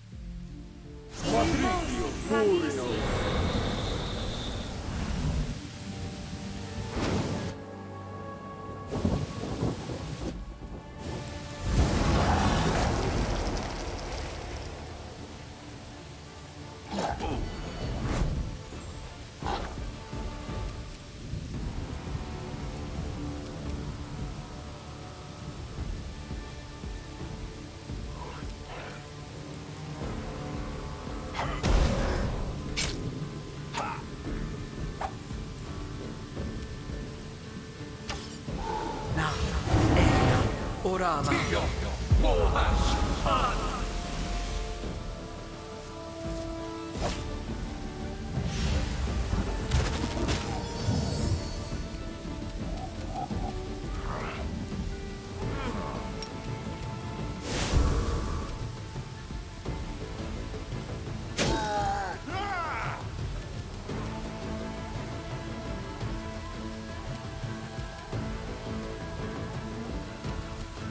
cover me, all right?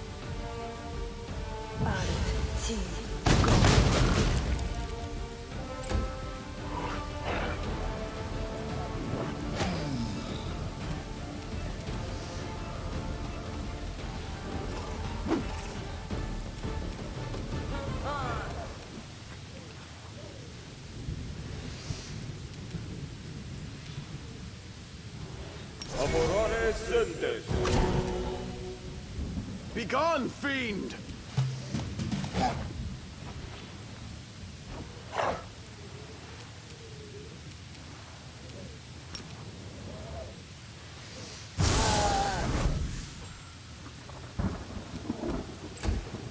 Nav Orama.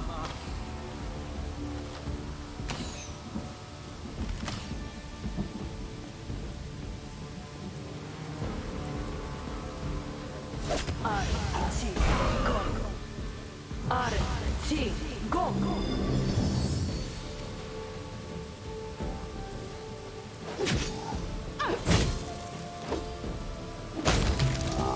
Gotcha.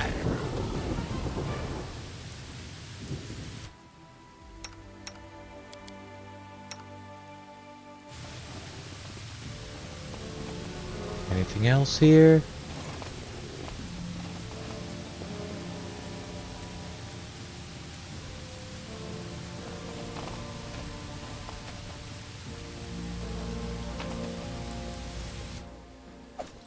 Skinned leather cloak. Whenever the wearer lands a hit on an enemy first time in a round, the enemy must pass a fortitude saving throw or be partially skinned. Think I have one of those already?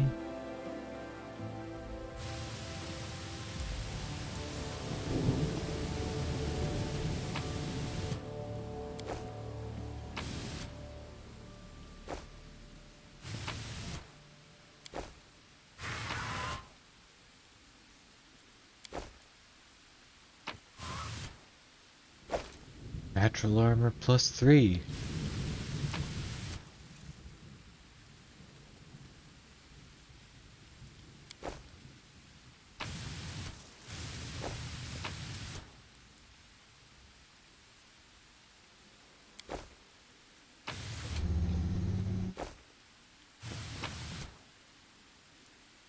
Chain shirt of life vim.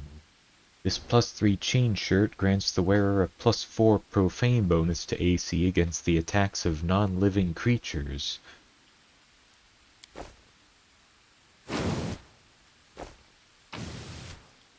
I'm not sure how useful that's gonna be.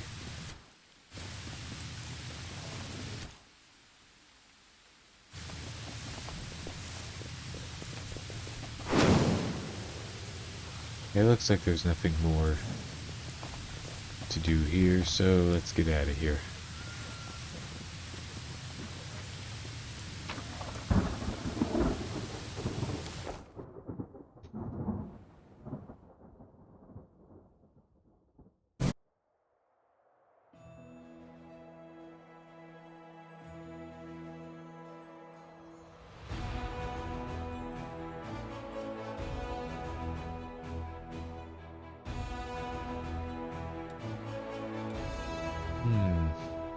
What else is there to do? Oh right, I still have to see a Heart of Mystery. But I don't think I can get past a fort. Can I?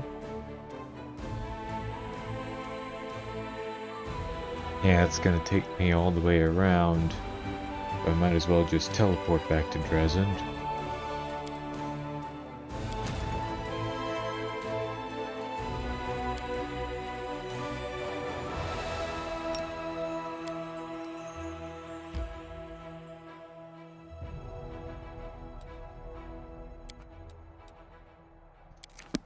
See if anything's happened while I was gone.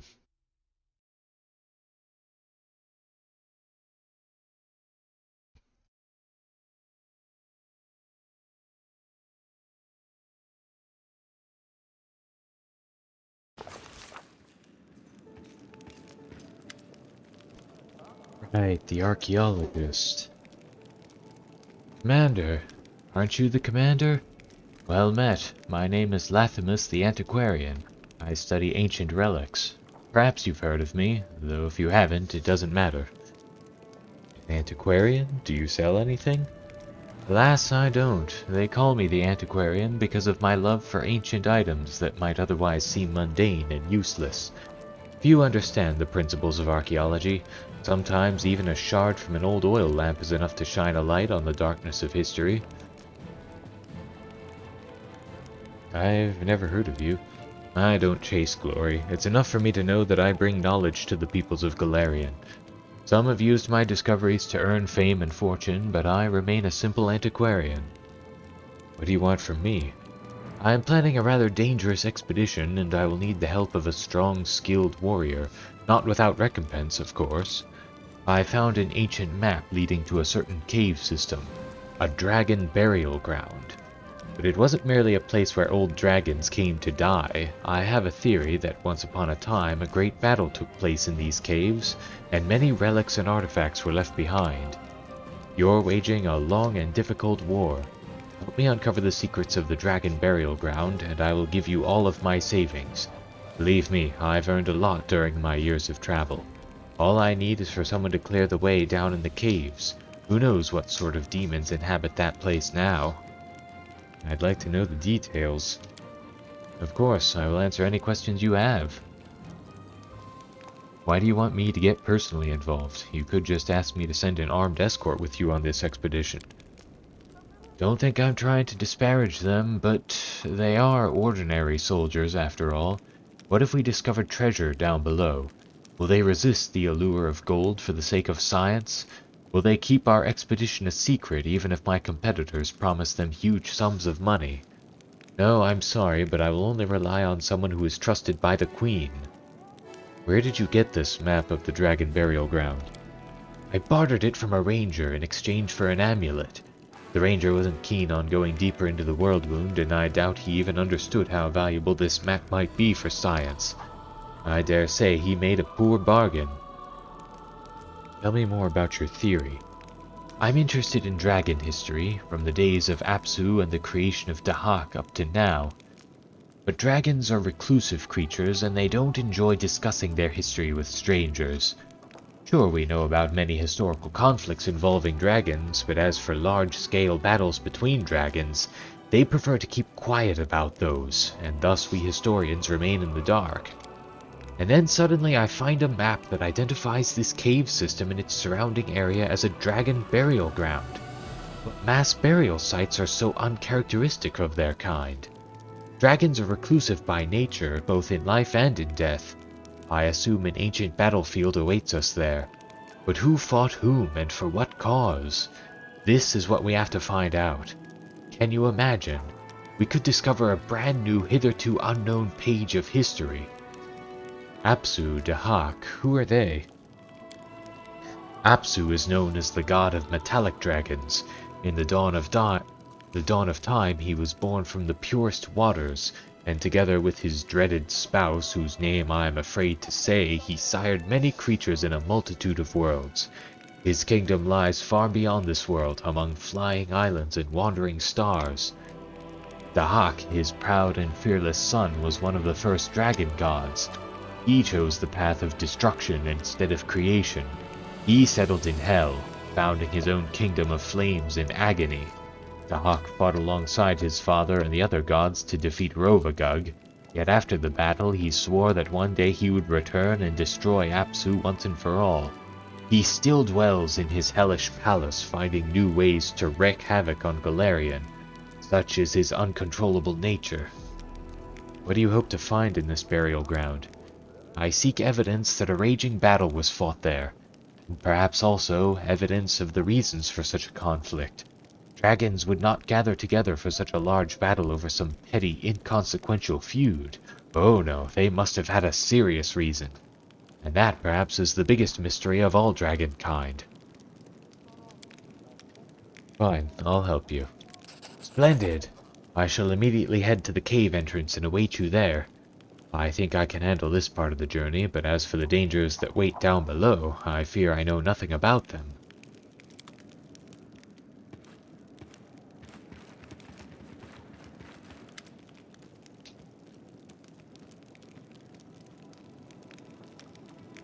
Those are teenagers?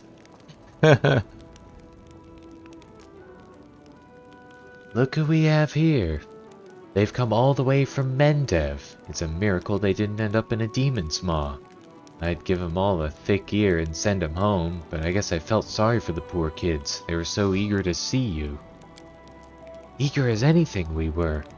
We've heard so much about you, how brave and kind you are, how you help everyone, defeat demons, and always follow your heart, no matter what anybody says. We want to fight demons just like you do. We want to be free crusaders. You didn't ask your parents for permission, did you? We don't have parents. We're orphans, all of us. Lana's mother was a priestess in a crusader party and died. The cultists killed my parents. We all got stories like that. Lana and me grew up in an orphanage at the Temple of Abadar in Nerosian. There was nothing good in that place for us, only rules and routines. The only priestess who liked us even a little bit was Narita. The rest just barked orders at us and doled out punishments. We've left nothing good behind, put it that way.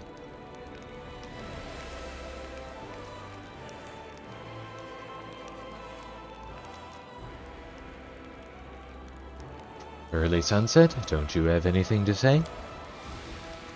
Dealing with teenagers is hardly my domain, but I'll offer my opinion. Half measures won't do in this situation. You need to spell things out in black and white if they're to understand at all.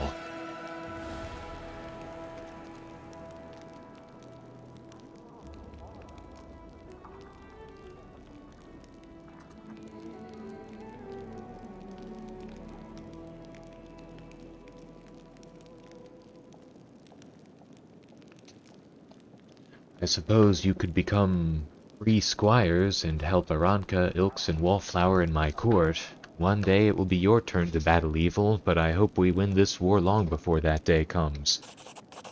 At least that'll be more fun than cleric training. But I've heard about all the wonders of your court. Is it true you have a little dragon and a magic garden? We'll be able to help the free crusaders that live there and defend ourselves if the demons attack. Yes, let's go, guys. I'll make sure they get there in one piece. I have no idea how this is going to play out. Those helpers of yours on the ridge are still pretty much teenagers themselves. Then again, they've been so lucky so far, Desna herself must be watching over them. Reynard, just in case, I'll send off a letter to this orphanage they did a runner from. Tell them what's what. No doubt the place is in an uproar. And as for you, scamps, follow me. Aunt Anevia will tell you all you need to know about your new home. Hail, Commander. Permission to report. Although the desertion has been halted, not everyone appreciated your methods. A circle of discontents formed within the officers' ranks, calling themselves the Wary. There are no blatant signs of sedition, otherwise they would have been arrested. Still, their talk is concerning. Can't rely on them. We need our own trusted officers. I suggest enlisting some volunteers. We get some very capable fighters among the fresh blood every day, the kind that could be made sergeants straight away. We need those who know the meaning of honor. We'll call paladins and knights from reputable orders, and they'll serve as an example to our soldiers, boosting everyone's morale too. Officers who are unworthy of their rank can always be replaced. We can identify experienced sergeants with reliable records of results, then promote them. Mendev is full of promising youths who were overlooked when their seniors were promoted to serve in your army. We can call them here, award them rank, and they'll be grateful to us until the end of their days. Why exactly are these wary unsatisfied? The words of Sela and the other faithful did their job, inspiring the formerly doubt-filled. However, the more cynical officers grumble that preaching doesn't fill empty stomachs. Can't judge them for refusing to fight for pretty words. But since they're bad-mouthing us, I will have to judge the scoundrels after all. Shame on them. So they were expecting bribes? The opportunists! And one more thing, I apologize if this sounds disrespectful, but these are the sentiments within the ranks. For an entire century, the Queen was the face of the Crusade. Even though she personally appointed you as commander, many still consider you an upstart unworthy of the high title. Many officers and soldiers dream of Her Majesty taking the lead. Let's discuss our options in further detail. Sela, what's your plan? We need the most honorable, loyal officers. Where else can we find them but among the chivalric orders and paladins? We'll invite valiant knights to Dresden and make them officers. They are the best hope for a Crusader army. That sounds fabulous, but there's just one tiny little problem. Who do you think has been filling these positions until now? Did it truly not cross my dearest cousin's mind to recruit your favorite paragons of honor and faith as officers? Your proposal is to repeat exactly the same thing that's been going on without you for the last 100 years. Regil, what do you suggest? Appointing officers from the outside is a mistake. We should move our most distinguished privates up the ranks. The troops will be more eager to trust their former comrades and try to climb the ladders themselves. Of course, these officers will also prove more loyal than newcomers invited from who knows where. There's some truth to that. I became who I am by making it all the way from a thief to a paladin, but soldiers need not just generals, but mentors too. They need officers who embody honor and bravery, showing the true meaning of those virtues, as someone once showed me. Darren, your opinion, please? There are plenty of ambitious young men and women in Mentev waiting for the chance to prove themselves. They'll move mountains for whomever gives them this chance. The aspirations of hot-headed youth are the best fuel for war. Sure, why don't we invite some privileged youths as our officers? Gamblers, status seekers, fops, and brilliant poets unappreciated by the masses. That's what we've been missing in our commanding ranks. I can see that the Count misses the high life dearly and would like to invite along the entirety of the capital's leisure class to join him in carousing. I can't stop him, so he can invite them to his heart's content, but not to serve here as officers. Captain Harmattan, what would you advise? There are volunteers arriving every day with some quite capable people in their midst. I wasn't a rookie when I joined the Crusade, after all. I had 100 years of military experience. We can rely on these new leaders to replenish our command staff. Should we entrust the lives of our soldiers to strangers? I'm not so sure. Let's see. All generals gain the Pious Officer's feat. Infirmary size increases by 10%. All generals gain +1 level to the Striving for Distinction feat.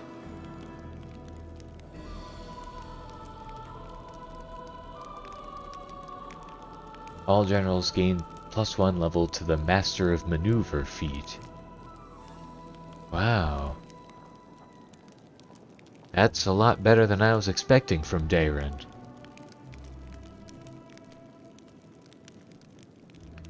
Heroic officers, all units have a +5 bonus to combat morale.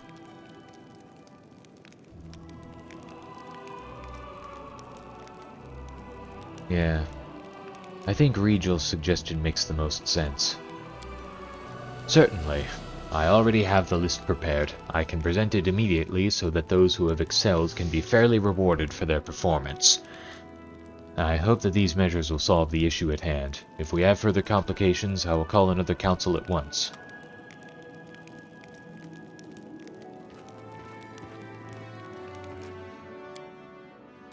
Alright, I think I'm gonna end it there for now. So thanks everybody for watching. I'll see you all again some other time.